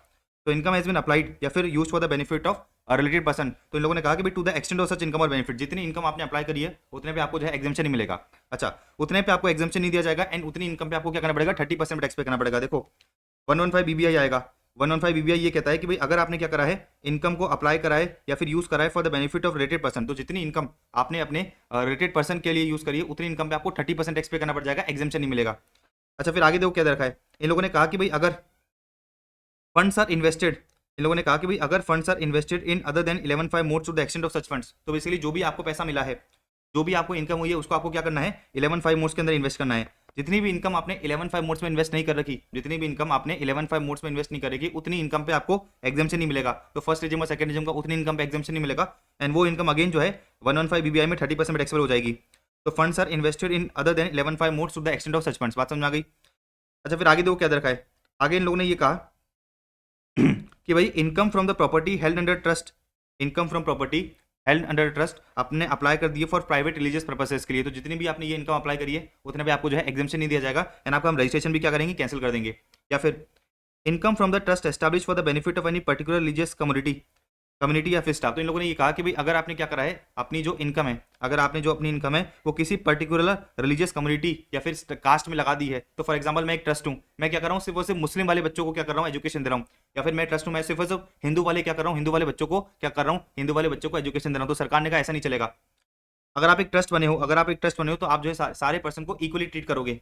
तो लोगों ने कहा कि भाई अगर आप अपनी इनकम को क्या कर रहे हो, अप्लाई कर रहे हो for any particular religious community या कास्ट, तो बेसिकली हम आपको फिर एग्जाम्पशन नहीं देंगे। अच्छा, इन लोगों ने कहा कि भाई पर्टिकुलर रिलीजियस कम्युनिटी और कास्ट डज नॉट इंक्लूड। इन लोगों ने कहा मतलब इन लोगों ने एक चीज कही कि भाई अगर आप क्या कर रहे हो कि सिर्फ और सिर्फ शेड्यूल कास्ट पे क्या कर रहे हो, सिर्फ और सिर्फ शेड्यूल कास्ट का भला कर रहे हो, या फिर सिर्फ और सिर्फ बैकवर्ड क्लासेस का भला कर रहे हो, शेड्यूल ट्राइब का भला कर रहे हो, या फिर सिर्फ और सिर्फ वुमेन या फिर चिल्ड्रन का भला कर रहे हो, तो उस केस में जो है बेसिकली फिर आपका रजिस्ट्रेशन कैंसिल नहीं करेंगे, उस केस में आपको एग्जाम्पशन दे दिया जाएगा। तो मोटा मोटा इन लोगों ने कहा कि भाई अगर आप क्या कर रहे हो, किसी पर्टिकुलर रिलीजियस कम्युनिटी या फिर कास्ट के लिए क्या कर रहे हो, अपनी इनकम खर्च कर रहे हो, तो हम आपको एग्जाम्पशन नहीं देंगे। लेकिन इन लोगों ने कहा कि भाई schedule caste, backward class, schedule tribes, women and children को बेसिकली आप क्या कर सकते हो, इन 5 एक्सेप्शन पे जो है बेसिकली आप अपना पैसा खर्च कर सकते हो, आप पे जो है कोई भी रेस्ट्रिक्शन नहीं लगा जाएगा।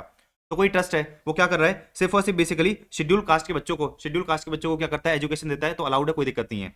अच्छा, एक और चीज, इन दो पॉइंट्स में आपको एग्जाम्पशन नहीं मिलेगा, प्लस आपका रजिस्ट्रेशन भी कैंसिल हो जाएगा। देखो क्या रखा है, in the above cases registration shall be cancelled. In the above case हम क्या करेंगे, आपका रजिस्ट्रेशन भी कैंसिल कर देंगे। अच्छा, above two cases are only for second regime. तो ये जो अपने जो पॉइंट पढ़े, ये अपने दोनों पॉइंट पढ़े, ये फर्स्ट, ये सिर्फ और सिर्फ सेकंडिज्म के लिए है। अच्छा, ये जो अपने थर्ड और फोर्थ पॉइंट पढ़ा था, ये फर्स्टिज्म और सेकंडिज्म दोनों के लिए है। डन है। तो अपने ये देख लिया कि भाई कब कब आपको जो है बेसिकली एग्जाम्शन नहीं मिलेगा, कब कब जो है आपको एग्जाम्शन नहीं दिया जाएगा। फिर आगे देखो क्या रखा है, अगर आपने अपनी इनकम, अगर ट्रस्ट ने क्या करा, अपनी इनकम बेसिकली रिलेटेड पर्सन पे अप्लाई कर दी, रिलेटेड पर्सन पे खर्च कर दी, तो आपको जो है एग्जाम्शन नहीं मिलेगा। अच्छा, आपको पेनल्टी भी देनी पड़ेगी। देखो क्या रखा है, penalty for benefit provided to the related person. तो इन लोगों ने कहा कि भाई आपको कितनी पेनल्टी देनी पड़ेगी, equal to the income applied for the benefit of related person. तो जितनी भी आपने इनकम अप्लाई करी है उतने अमाउंट की आपको पेनल्टी भी देनी पड़ेगी। अच्छा, ये तो था फर्स्ट टाइम वॉलेशन। अच्छा, अगर आप क्या करते हो, सब्सिक्वेंट वॉलेशन करते हो, ठीक है ना, मतलब आप पे एक बार पेनल्टी लग गई है, तो फिर आपने क्या करा, फ्यूचर में वापस वॉलेशन करा, तो सेकंड टाइम जो पेनल्टी वो कितनी लगेगी, देखो क्या रखा है, 200% of the income applied for the benefit of related person. मतलब डबल पेनल्टी हो जाएगी। तो जितनी भी आपने क्या करी है, इनकम अप्लाई करी है, जितनी भी आपने क्या करी है, इनकम अप्लाई कर रही है, उसका डबल कर देना। मतलब बेसिकली 200% का मतलब क्या है कि भाई फॉर एग्जांपल ट्रस्ट ने 1 लाख रुपए खर्च करे हैं रिलेटेड पर्सन पे, तो 2 लाख की पेनल्टी देनी पड़ेगी। बात समझ आ गया आपको इधर तक? अच्छा, आगे देखो क्या दे रखा है, अगर ट्रस्ट और institution violates certain specified conditions, income shall be chargeable to tax after allowing deduction for expenditure other than capital expenditure incurred in India for the objects of the trust और इंस्टीट्यूशन। अच्छा, trust अपना ये provision क्या कहता है, अपना provision ये कहता है कि भाई फॉर एग्जांपल ट्रस्ट ने करंट ईयर में नहीं क्या करा, ट्रस्ट ने करंट ईयर में बुक्स अकाउंट्स मेंटेन नहीं करे, या फिर ट्रस्ट ने करंट ईयर में return of income due date पे फाइल नहीं करी, या फिर ट्रस्ट ने करंट ईयर में अपनी जो है बुक्स अकाउंट्स ऑडिट करके रिपोर्ट फर्निश नहीं करी, या फिर ट्रस्ट की जो बिजनेस रिसिट्स है, ट्रस्ट की जो बिजनेस रिसिट्स है इन case of advancement of object of other general public utility, तो उस केस में जो बिजनेस रिसिट थी वो 20% से ज्यादा थी। देखो क्या दरखा है, it has receipts from trade या commerce etcetera while advancing object of general public utility in excess of 20% of its total receipts। तो मैंने आपको बताया था कि भाई इन सारे केसेस में आपको जो है फर्स्ट और सेकंड रिजिम का एग्जाम्शन नहीं मिलेगा, फर्स्ट और सेकंड रिजिम का एग्जाम्शन नहीं मिलेगा। इसका मतलब क्या है कि भाई जो भी अपन ने ऊपर एग्जाम्शन वाली चीजें पढ़ी थी वो आपको नहीं मिलेगी। तो इसका मतलब क्या है कि भाई ट्रस्ट अपना क्या करेगा, नॉर्मल तरीके से इनकम कैलकुलेट करेगा। नॉर्मल तरीके से इनकम कैलकुलेट करने का मतलब क्या है कि भाई ट्रस्ट को जो भी क्या हुई है रिसीट्स हुई है, ट्रस्ट को जो भी क्या हुई है रिसीट्स हुई है, ट्रस्ट क्या करेगा उसमें से जो भी अपने एक्सपेंसेस है वो डिडक्ट करके बाकी जो बैलेंस प्रॉफिट आता है उस पर टैक्स पे करेगा। बात समझ में आ गई आपको? तो मैंने आपको ये बताया कि भाई अगर ट्रस्ट क्या करता है, ये वाले स्पेसिफाइड वॉल्यूशंस करता है, तो उस केस में एग्जाम्शन तो मिलेगा नहीं, फर्स्ट और सेकंड रिजिम का आपको जो है एग्जाम्शन नहीं दिया जाएगा, फर्स्ट और सेकंड रिजिम का आपको एग्जाम्शन नहीं मिलेगा। अच्छा, अब एग्जाम्शन नहीं मिलेगा तो बेसिकली ट्रस्ट की इनकम कैसे कैलकुलेट करेंगे, तो नॉर्मल तरीके से जैसे कैलकुलेट करी जाती है। तो लोगों ने कहा कि भाई income shall be chargeable to tax after allowing deduction for expenditure. तो जो भी आपका रेवेन्यू खर्चा है वो आपको अलाउ कर दिया जाएगा, एंड बैलेंस जो प्रॉफिट बचता है उस पर आपको टैक्स पे करना पड़ेगा। अच्छा, आपको जो है कैपिटल खर्चे का एक्सपेंडिचर नहीं मिलेगा। अब देखो क्या रखा है, conditions to be fulfilled for claiming of deduction of revenue खर्चा। हमने कहा कि भाई आपको रेवेन्यू एक्सपेंडिचर का डिडक्शन मिल जाएगा, उसके लिए भी आपको कुछ कंडीशंस फुलफिल करनी पड़ेगी। जो आपने रेवेन्यू खर्चा करा है वो कॉर्पस से नहीं करा है, जो आपने रेवेन्यू खर्चा करा है, ठीक है ना, वो लोन या बोरिंग से नहीं करा है, ठीक है ना, such expenditure is not from loan या बोरिंग। फिर देखो क्या रखा है, such expenditure is not in the form of any contribution और डोनेशन टू एनी पर्सन। तो बेसिकली आपने किसी दूसरे को डोनेट करा है, पैसा, तो उसका जो है आपको एक्सपेंस अलाउ नहीं किया जाएगा। इसी तरह से there is no claim of depreciation on those assets whose acquisition cost has been claimed as application of income in any previous year। तो प्रीवियस ईयर्स में अगर आपने किसी एसेट को खरीदा था, उस पर आपने क्या करा था, उसका जो भी कॉस्ट था उसी साल में आपने क्या करा, एज ए एक्सपेंस क्लेम कर लिया, तो करंट टाइम में आप जो है उसको वापस, उस पर जो है डेप्रिसिएशन वापस नहीं ले सकते। अच्छा, डिसअलाउंसेस की बात करते हैं। मैंने आपको बताया था कि कैपिटल खर्चा नॉट अलाउड, इधर अपने साफ साफ लिखा भी था कि भाई आपको जो है कैपिटल खर्चा अलाउ नहीं किया जाएगा अदर देन कैपिटल एक्सपेंडिचर। देखो क्या रखा है, डिसअलाउंस अंडर 40A1 है, मतलब अगर आपने टीडीएस नहीं काटा, अगर आपने रेशन को पेमेंट करते समय टीडीएस नहीं काटा, तो बेसिकली आपका 30% खर्चा डिसअलाउ हो जाएगा। 40A3 and 40A3A would be attracted, मतलब अगर आपने कैश में पेमेंट कर दिया तो अगेन आपका खर्चा क्या होगा, डिसअलाउ हो जाएगा। फिर इन लोगों ने कहा कि भाई no deduction in respect of any expenditure और अलाउंस और set off any loss shall be allowed to the SSC under other provision of this act. तो बेसिकली इन लोगों ने ये कहा कि भाई रेवेन्यू खर्चा जो हम आपको अलाउ करें, इसके अलावा इनकम टैक्स एक्ट में कोई दूसरा जो आपने खर्चा करा है या फिर इनकम टैक्स एक्ट में कोई आपका लॉस है, वो जो है आप इस इनकम से सेट ऑफ नहीं कर सकते। तो मोटा मोटा अपन ने ये समझा कि भाई जब बेसिकली ट्रस्ट को फर्स्ट और सेकंड रिजिम का एग्जाम्शन नहीं मिलता, तो सीधी सी बात ये है कि भाई फर्स्ट और सेकंड रिजिम का एग्जाम्शन नहीं मिला, तो बेसिकली ट्रस्ट को टैक्स तो पे करना है ना, तो ट्रस्ट अपनी इनकम कैसे निकालेगी, तो जो भी उसकी रिसीट्स है उसमें से वो रेवेन्यू खर्चा क्या करेगी, लेस करेगी, जो बैलेंस अमाउंट आता है उस पर क्या करेगी, वो उस पर जो है मोटा मोटा वो टैक्स पे करेगी। बात समझ में आ गई आपको? अब आगे बढ़ते हैं अपन, देखो क्या रखा है, सेक्शन 115 बीबीआई तो मैंने आपको ऑलमोस्ट पूरा ही पढ़ा दिया। देखो क्या देता है 115 बीबीआई। 115 बीबीआई मुझे ये बताता है कि भाई आपकी जो भी ये डीम्ड इनकम है, उस पर क्या होगा, 30% टैक्स लगेगा। अपन ये वाले पॉइंट तो पढ़ लिए। फिर देखो क्या रखा है, corpus donation not invested in 11(5) modes. तो अगर आपने कॉर्पस डोनेशन को 11(5) मोड्स में इन्वेस्ट नहीं करा, तो वो भी जो है आपकी डीम्ड इनकम मानी जाएगी। अकॉर्डिंगली आपको क्या करना पड़ेगा, अकॉर्डिंगली आपको जो है 30% पे टैक्स पे करना पड़ेगा। अच्छा, जो भी आपकी डीम्ड इनकम मानी गई है, इस पे आपको फ्लैट 30% टैक्स पे करना है, कोई आपको दूसरा खर्चा अलाउ नहीं किया जाएगा। So no deduction of any expenditure shall be allowed from such income. तो ये जो आपकी डीम्ड इनकम है, इसमें से किसी भी दूसरे तरह का आपको खर्चा अलाउ नहीं किया जाएगा। ये सारे पॉइंट्स अपने पढ़ लिए, राइट, ऊपर अपने सारे पॉइंट्स पढ़ लिए। अब देखो अपने चैप्टर का सेकंड लास्ट टॉपिक देखते हैं, tax on aggregated income. Tax on aggregated income of certain trusted institution, जिसको अपन क्या बोलते हैं, एग्जिट टैक्स भी बोलते हैं, सेक्शन 115 टीडी। ये लोग कहते हैं अपना जो एग्जिट टैक्स वाला सेक्शन है, मतलब 115 टीडी है, वो क्या कहता है कि भाई अगर ट्रस्ट का रजिस्ट्रेशन कैंसिल हो जाता है या फिर ट्रस्ट अपने ऑब्जेक्ट्स को क्या करता है, मॉडिफाई करता है, ट्रस्ट ने अपने ऑब्जेक्ट्स को मॉडिफाई करा, अच्छा मॉडिफाई करने के बाद जो है फ्रेश रजिस्ट्रेशन के लिए अप्लाई नहीं करा, या फिर फ्रेश रजिस्ट्रेशन के लिए अप्लाई करा था लेकिन उसकी एप्लीकेशन क्या हो गई, रिजेक्ट हो गई, या फिर ट्रस्ट ने अपना जो है रजिस्ट्रेशन रिन्यू नहीं कराया, या फिर ट्रस्ट जो है किसी ऐसे पर्सन के साथ मर्ज हो गई, ट्रस्ट जो है किसी ऐसे पर्सन के साथ मर्ज हो गई जो बेसिकली रजिस्टर्ड नहीं है अंडर फर्स्ट या सेकंड रिजिम, या फिर कोई एक ऐसे पर्सन के साथ मर्ज हो गई, वो एक ऐसे पर्सन के साथ मर्ज हो गई जिसके ऑब्जेक्ट सिमिलर नहीं है।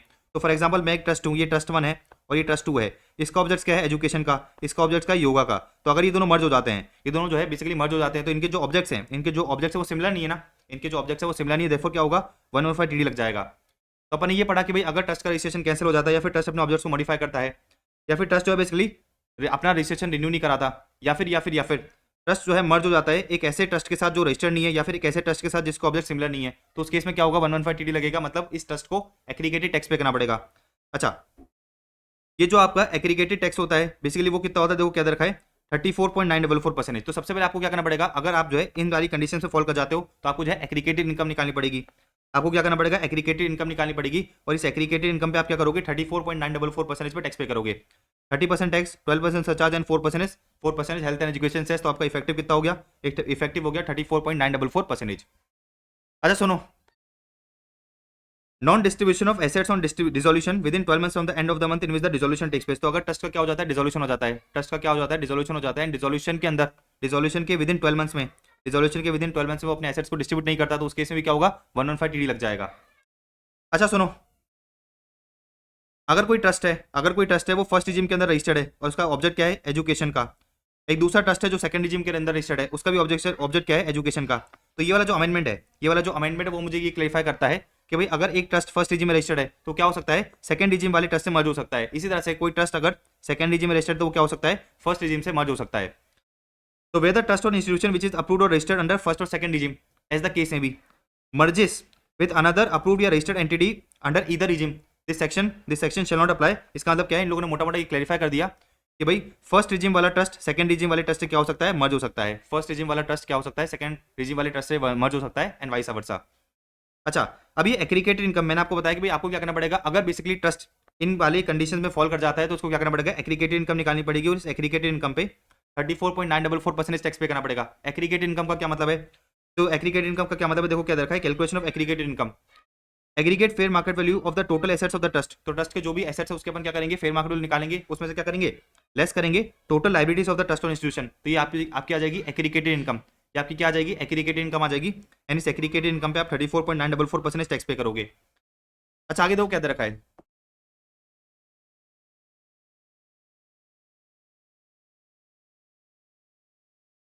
आगे देखो क्या दे रखा है कि भाई following assets shell not be considered in the aggregated income. तो हमने कहा कि भाई आपको क्या करना है, सारे के सारे एसेट्स की फेयर मार्केट वैल्यू पकड़नी है, लेकिन इन एसेट्स में कौन कौन से एसेट इंक्लूड नहीं करे जाएंगे, जो एसेट्स आपने एक्वायर करे हैं आउट ऑफ एग्रीकल्चर इनकम वो इंक्लूड नहीं करे जाएंगे। अच्छा, assets acquired from the date of creation of trust to the date on which the registration become effective. तो इन लोगों ने मोटा मोटा ये कहा कि भाई date of creation of trust से लेके डेट ऑफ रजिस्ट्रेशन तक के बीच में जो भी आपने एसेट्स खरीदे थे उसको जो है आपको एग्रीगेटेड इनकम में इंक्लूड करने की जरूरत नहीं है। जो भी एसेट्स आपने डिस्ट्रीब्यूट कर दिए, asset distributed on dissolution to other trust और इंस्टीट्यूशन रजिस्टर्ड अंडर 12 AB या 1023 C within 12 months from the end of the month of the resolution. तो इन लोगों ने ये कहा कि भाई अगर आप डिसॉल्व हो जाते हो एंड उस केस में जो है अगर आप अपने एसेट्स डिस्ट्रीब्यूट नहीं करते हो within 12 months from the end of the month in which the dissolution takes place, तो आप पे जो है बेसिकली 115 टीडी लग जाता है। लेकिन लोगों ने ये कहा कि भाई अगर आपने जो एसेट डिस्ट्रीब्यूट कर दिए, जो भी एसेट्स आपने डिस्ट्रीब्यूट कर दिए उसको जो है एग्रीगेटेड इनकम में इंक्लूड मत करना। तो मोटा मोटा वो वाले एसेट्स इंक्लूड होंगे एग्रीगेटेड इनकम में जो आपने जो है विद इन 12 मंथ्स डिस्ट्रीब्यूट नहीं करे हैं। अच्छा, ये तीनों एसेट से रिलेटेड में अगर कोई लाइबिलिटी है तो वो भी जो है इग्नोर करी जाएगी।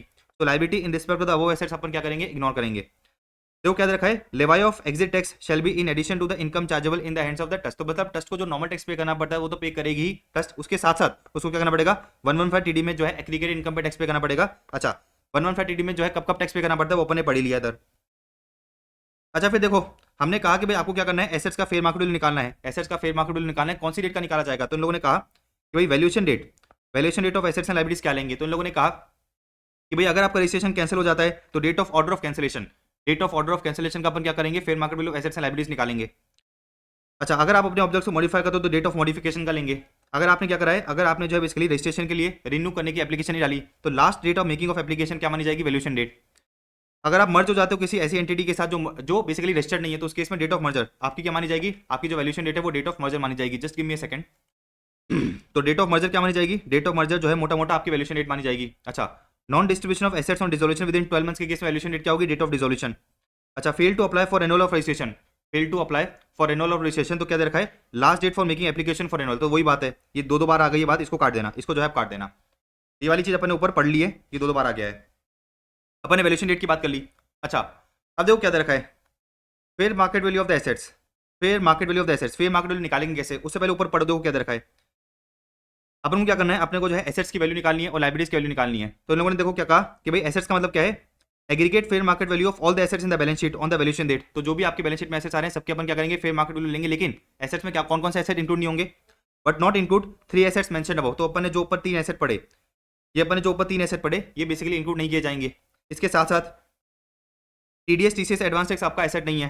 डिफर्ड रेवेन्यू खर्चा, डिफर्ड रेवेन्यू खर्चा आपका जो है एसेट नहीं माना जाएगा। अच्छा, आपको क्या करना है, एसेट में से लाइबिलिटीज को लेस करना है। आपको क्या करना है, एसेट्स में से लाइबिलिटीज को लेस करना है। तो देखो लाइबिलिटीज का क्या मतलब है, भाई book value of the liabilities in the balance sheet of the trust on the valuation date. लेकिन लाइबिलिटीज में क्या क्या इंक्लूड नहीं होगा, लाइबिलिटीज में क्या क्या इंक्लूड नहीं होगा, देखो क्या दे रखा है कि भाई आपका जो कॉर्पस है, कैपिटल या फिर एक्यूमुलेटेड फंड है वो आपकी लाइबिलिटी नहीं है। जो आपका रिजर्व एंड सरप्लस है वो आपकी लाइबिलिटी नहीं है। प्रोविजन फॉर टैक्स लाइबिलिटी नहीं है। कंटीजेंट लाइबिलिटीज आपकी लाइबिलिटी नहीं मानी जाएगी। एंड प्रोविजन फॉर अनअसेटेड लाइबिलिटी जो है आपकी लाइबिलिटीज नहीं है। तो अपन को क्या करना है, एसेट माइनस लाइबिलिटीज देने हैं। अपन ये देख लिया कि भाई एसेट में क्या इंक्लूड नहीं होता, लाइबिलिटीज में क्या इंक्लूड नहीं होता। अब एसेट्स की फेयर मार्केट वैल्यू का मतलब क्या, देखो क्या दे रखा है कि भाई अगर ट्रस्ट के पास कोटेड शेयर्स एंड सिक्योरिटीज है तो भाई अपन उसकी फेयर मार्केट वैल्यू कैसे निकालेंगे। तो उन लोगों ने कहा average of highest and lowest price on the specified date in recognised stock exchange. Specified date का मतलब है वैल्यूएशन डेट। तो बेसिकली आपको क्या करना है, वैल्यूएशन डेट पे जो है आपको क्या करना है, जो भी स्टॉक एक्सचेंज पे हाईएस्ट एंड लोएस्ट प्राइस चल रहा है उसका अपन क्या करेंगे, एवरेज लेंगे।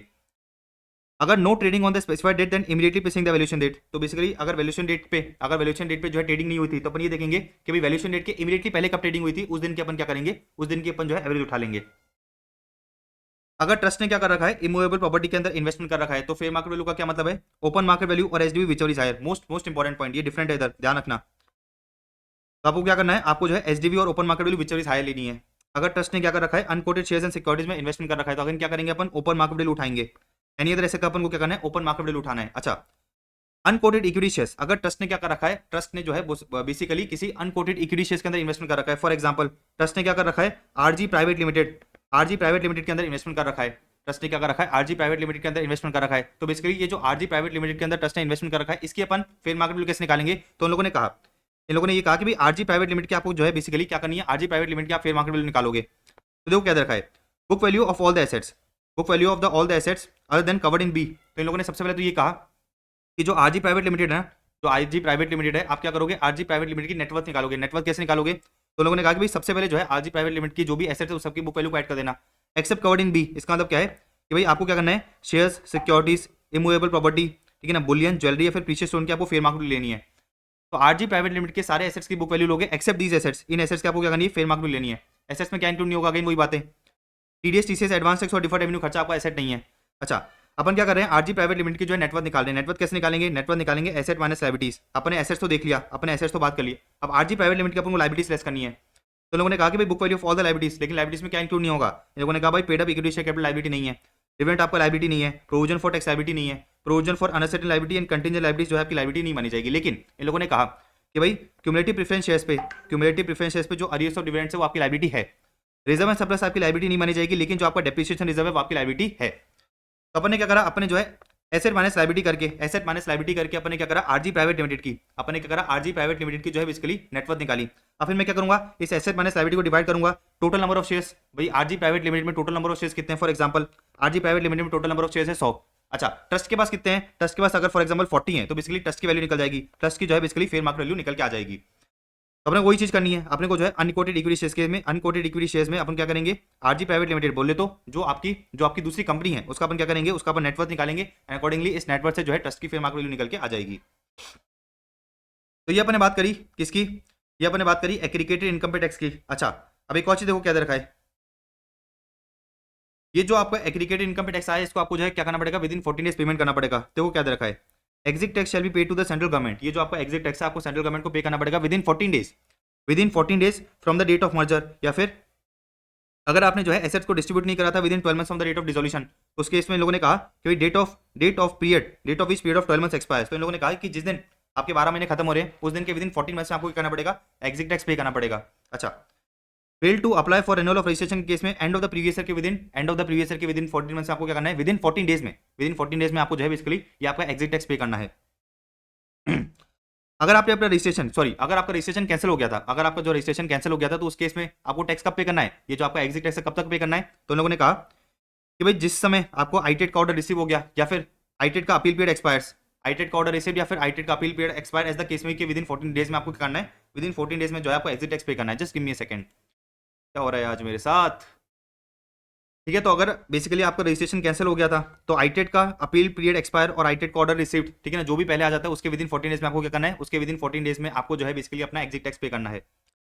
अगर आपने अपने ऑब्जेक्ट्स को मॉडिफाई करा था और आपकी एप्लीकेशन रिजेक्ट हो गई थी, तो अगेन वही बात, आईटेट का ऑर्डर रिसीव्ड या फिर आईटेट का appeal period expire whichever is earlier या फिर एज द केस भी आपको क्या करना है, विद इन 14 डेज के अंदर टैक्स पे करना है। Not applied for fresh registration, तो end of the previous year के विद इन 14 डेज में आप क्या करोगे, टैक्स पे करोगे। Application for renewal not paid, अगर आपने जब बेसिकली एप्लीकेशन रिन्यूअल की नहीं दी है तो अगेन वही and of the previous year. Alright, तो अपन ये देखा कि भाई आपको क्या करना है, जो भी आपका एग्जिट टैक्स है विद इन 40 डेज पे करना है फ्रॉम द रिस्पेक्टिव डेट्स। अगर आपने विद इन 14 डेज पे नहीं करा, अगर exit tax is not paid within 14 days, आपको इंटरेस्ट पे करना पड़ेगा। Interest is leviable at the rate of 1% पर मंथ और part of month on the amount of tax, ठीक है ना, नॉट पेड, जितना भी आपने टैक्स पे नहीं करा उस पर आपको इंटरेस्ट पे करना पड़ेगा 1% पर मंथ या पार्ट ऑफ मंथ। अच्छा, इंटरेस्ट कब से कब तक लगेगा, from the date after the 14 days, मतलब 14 डेज खत्म होने के बाद से लेके जब तक आपने क्या करा है, जब तक आपने एक्चुअल में टैक्स पे नहीं करा है तब तक आपको जो है इंटरेस्ट का भी पेमेंट करना पड़ेगा। प्रिंसिपल ऑफिसर या trustee and trust will be deem to be assessee in default, अगर आपने जो है exit tax within 14 days के अंदर पे नहीं करा तो आपको जो है एसएससी इन डिफॉल्ट माना जाएगा। फिर देखो इन लोगों ने क्या दे रखा है, further in case of transfer of assets upon dissolution of trust और institution to a recipient which is not a charitable organisation, तो बेसिकली इन लोगों ने ये कहा कि भाई डिसोल्यूशन हुआ, ट्रस्ट का क्या हुआ, डिसोल्यूशन हुआ। अच्छा, ट्रस्ट ने क्या करा, डिसोल्यूशन पे अपने एसेट्स को क्या करा, ट्रस्ट ने जो है डिसोल्यूशन पे अपने एसेट्स को जो है डिस्ट्रीब्यूट करा एक ऐसी एंटिटी को जो ट्रस्ट नहीं है, मतलब जो चैरिटेबल ऑर्गेनाइजेशन नहीं है। तो इन लोगों ने ये कहा कि जो रेसिपिएंट है, recipient of the assets of the trust shall also be liable to be held as AID, बोले तो SSC in default in case of non payment of tax and interest. However in such case recipient का liability shall be limited to the extent to which the asset received by him is capable of meeting the liability. तो लोगों ने ये कहा कि भाई recipient को भी हम क्या करेंगे, रेसिपिएंट को भी एसएससी इन डिफॉल्ट बना देंगे अगर ट्रस्ट एग्जिट टैक्स पे नहीं करता है तो, और रेसिपिएंट की जिम्मेदारी बन जाएगी कि वो क्या करे, एग्जिट टैक्स पे करे। लेकिन रेसिपिएंट की लायबिलिटी जो है लिमिटेड होगी to the extent of the asset received by him, ठीक है, डन है। अच्छा, प्रैक्टिकल क्वेश्चन सॉल्व करते समय क्या फॉर्मेट रहेगा, देखो सीधी सी बात ये है कि भाई जो भी आपकी ग्रॉस एसेट्स है, gross assets of the trust including the gross assets from point number 3 of 1023 institutions, open क्या करेंगे, वो ओपन जो है इंक्लूड कर लेंगे इधर। अच्छा, ग्रॉस एसेट्स में जो है आप कॉर्पस डोनेशन इंक्लूड मत करना, क्योंकि कॉर्पस डोनेशन क्या होता है आपका एग्जाम्पल होता है, देखो क्या रखा है, except corpus donation and anonymous donation. तो जो आपका ग्रॉस एसेट है उसमें से कॉर्पस डोनेशन को इंक्लूड मत करना, क्योंकि वो तो क्या होता है, देखो एग्जाम्पल होता है, देखो ये दे रखा है, corpus donation will be exempt अगर आप क्या करते हो 11(5) मोड्स में जमा करा देते हो। इसी तरह से एनोनिमस डोनेशन को इंक्लूड मत करना, क्योंकि वो क्या होता है 30% टैक्सेबल होता है। अच्छा, अगर आपको कोई कॉर्पस गवर्नमेंट ग्रांट मिलती है वो क्या होती है, आपकी एग्जाम्प्ट होती है। अच्छा, आपकी जो एग्रीकल्चर इनकम होती है वो एग्जाम्प्ट होती है। 1023 का पॉइंट नंबर 1 एंड 2 क्या होता है, फुल्ली एग्जाम्प्ट होता है। तो मोटा मोटा जो भी ट्रस्ट की ग्रॉस एसेट हमने क्या करा, इधर ऐड करा, हमने इधर लिख ली। ट्रस्ट को अगर कैपिटल से इनकम हुई है, हाउस होल्डिंग से इनकम हुई है, आईएफएस से इनकम हुई है, वो जो है बेसिकली ऐड हो जाएगी। अच्छा, बिजनेस की इनकम हुई है वो क्या हो जाएगी, ऐड हो जाएगी। अनोनमस डोनेशन में मैंने आपको बताया था 5% of total donation of 1 lakh which is higher, तो ये जो आपकी एग्जाम्पशन लिमिट है वो जो है नॉर्मल डोनेशन के अंदर रीड करी जाएगी, वो अपन जो है नॉर्मल डोनेशन के अंदर रीड करेंगे तो वो ऐड कर देंगे। बाकी जो बैलेंस है उस पर क्या करेंगे, नीचे 30% टैक्स पे करेंगे, नीचे जो है 30% टैक्स पे करेंगे। अच्छा, अपन ने क्या करा, ट्रस्ट की सारी इनकम को ऐड कर दी, ट्रस्ट की जो हमने क्या करा सारी की सारी इनकम को ऐड कर दी, तो अपन टोटल लगाएंगे। अपन ने क्या करा, टोटल लगाया, फिर आपको पता है कि भाई टोटल में से क्या करते हो 15% आपको फ्लैट डिडक्शन दे दिया जाता है, मतलब 15% आपको जो है फ्लैट एग्जाम्पशन दे दिया जाएगा, तो आपको जो है बैलेंस निकल के आएगा। इस बैलेंस को आपको क्या करना है, अप्लाई करना है। तो देखो क्या देखा है, ये जो मेरी इनकम है, ये जो मेरी इनकम निकल के आई, इसको मुझे अप्लाई करना है। फिर देखो इन लोगों ने क्या दे रखा है, less the amount applied for charitable and religious purposes in India during the previous year, तो जितना भी अमाउंट आपने खर्च कर दिया वो आपको जो है एज अ डिडक्शन अलाउ कर दिया जाएगा। अच्छा, इनकम अक्यूमुलेटेड, जो भी आपने इनकम 11(2) में अक्यूमुलेट करी है वो आपको जो है एज अ डीम्ड एप्लीकेशन मान लिया जाएगा। अच्छा, दो मैंने आपको केसेस बताए थे जहां पर आपको इनकम नहीं मिली थी या फिर इनकम आपको लास्ट डेज में मिली थी, तो आप क्या कर सकते हो, डिक्लेरेशन दे सकते हो। अगर आप डिक्लेरेशन दे देते हो तो अगेन उसको जो है डीम्ड एप्लीकेशन मान लिया जाएगा।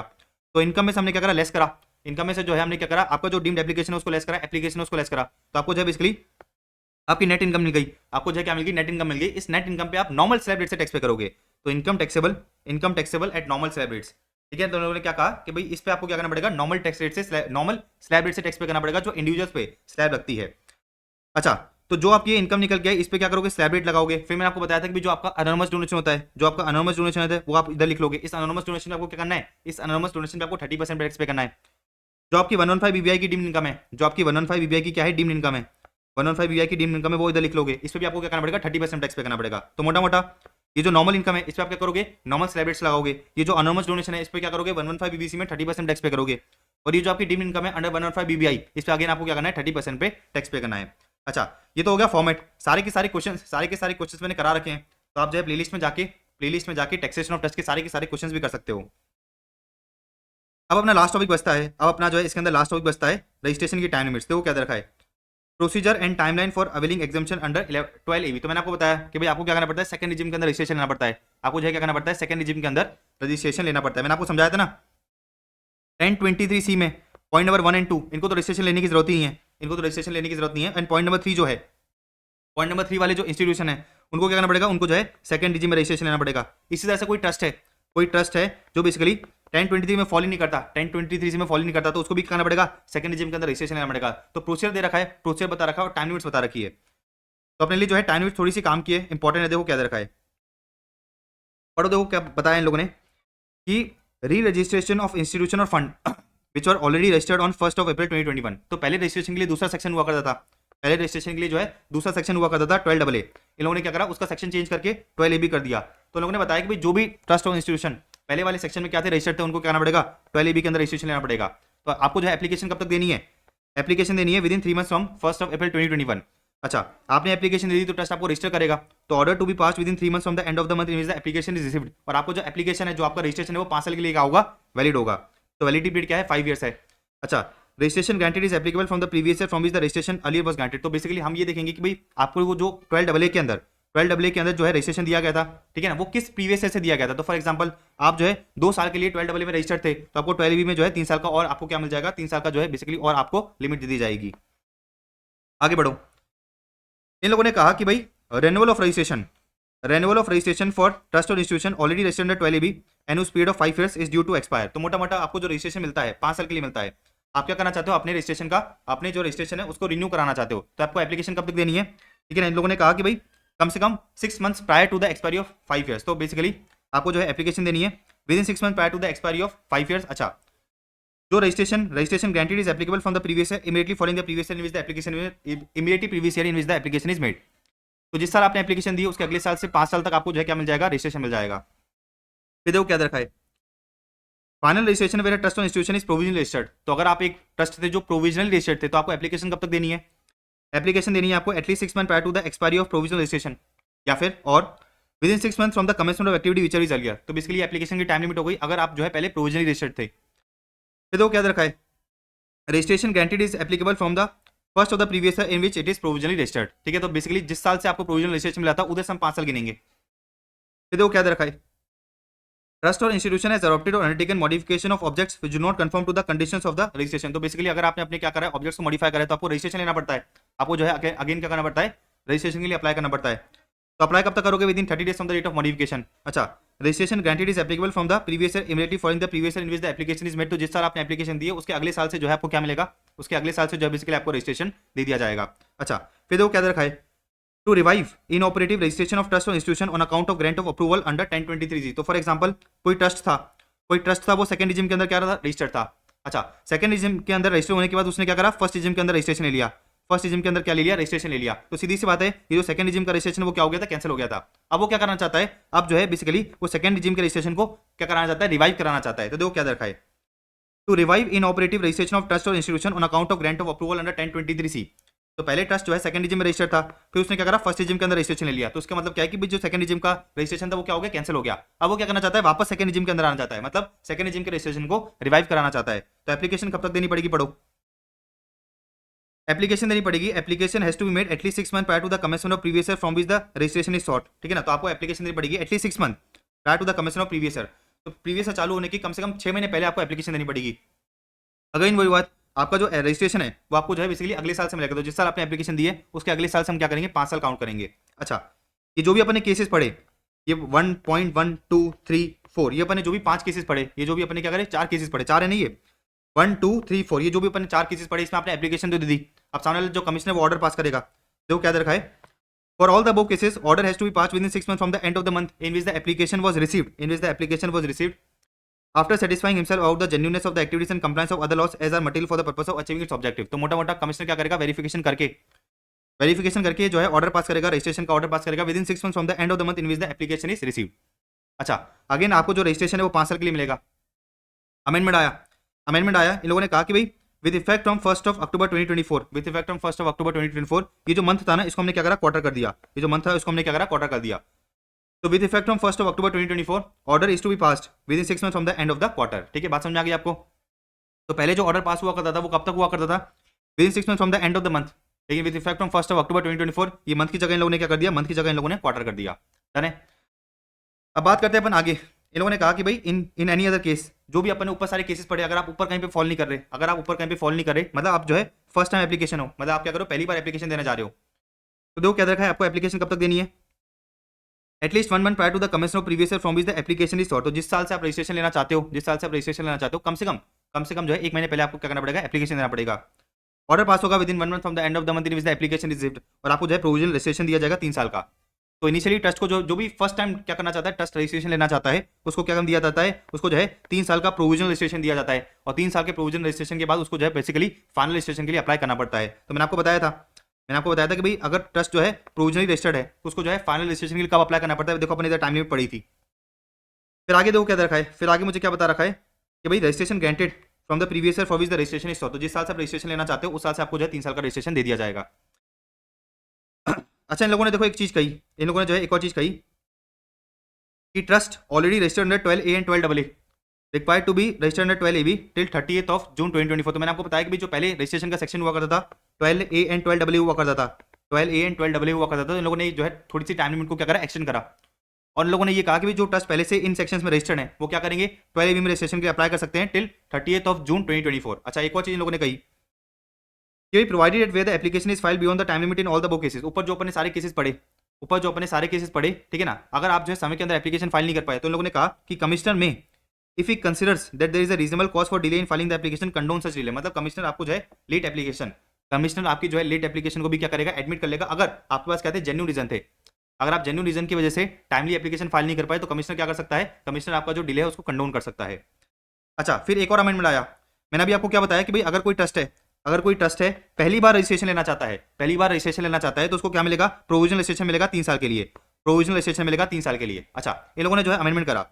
इन लोगों ने कहा कि भाई विद इफेक्ट फ्रॉम 1 अक्टूबर 2023 अगर कोई ट्रस्ट है पहली बार रजिस्ट्रेशन लेना चाहता है, मतलब फर्स्ट टाइम क्या करना चाहता है, रजिस्ट्रेशन लेना चाहता है, एंड उसने अपनी एक्टिविटीज कमेंस कर दी है, तो उसको प्रोविजनल रजिस्ट्रेशन लेने की जरूरत नहीं है, वो डायरेक्ट क्या कर सकता है, फाइनल रजिस्ट्रेशन ले सकता है। लेकिन अगर कोई ट्रस्ट है, ठीक है ना, वो क्या कर रहा है, फर्स्ट टाइम एप्लीकेशन फाइल कर रहा है, अच्छा, उसने अभी तक अपनी एक्टिविटीज भी कमेंस नहीं करी है, तब जाके उसको क्या मिलेगा, प्रोविजनल रजिस्ट्रेशन मिलेगा। अब पढ़ो, with effect from 1 October 2023 trust which has already commenced it's activities, जिसने क्या करा है, अपनी एक्टिविटीज ऑलरेडी कमेंस कर दी है, and has not availed exemption under first और second regime for any previous year before the date of such application. मतलब पहली बार एप्लीकेशन फाइल कर रहा है, need not first apply for provisional registration, तो उसको जो है पीआर के लिए अप्लाई करने की जरूरत नहीं है, उसको डायरेक्टली क्या मिलेगा, एफआर मिलेगा, बोले तो फाइनल रजिस्ट्रेशन। तो डायरेक्टली उसको जो है 5 साल का क्या मिलेगा, डायरेक्टली उसको जो है 5 साल का बेसिकली रजिस्ट्रेशन दे दिया जाएगा, फाइनल रजिस्ट्रेशन दे दिया जाएगा। अच्छा, एप्लीकेशन कब तक फाइल करनी है, तो it can at any time after the commencement of such activities directly apply for final registration. तो अगर आपने अपनी एक्टिविटीज कमेंस कर दी तो आपको जो है पीआर के लिए अप्लाई करने की जरूरत है, डायरेक्टली आपको जो है एफआर मिल जाएगा।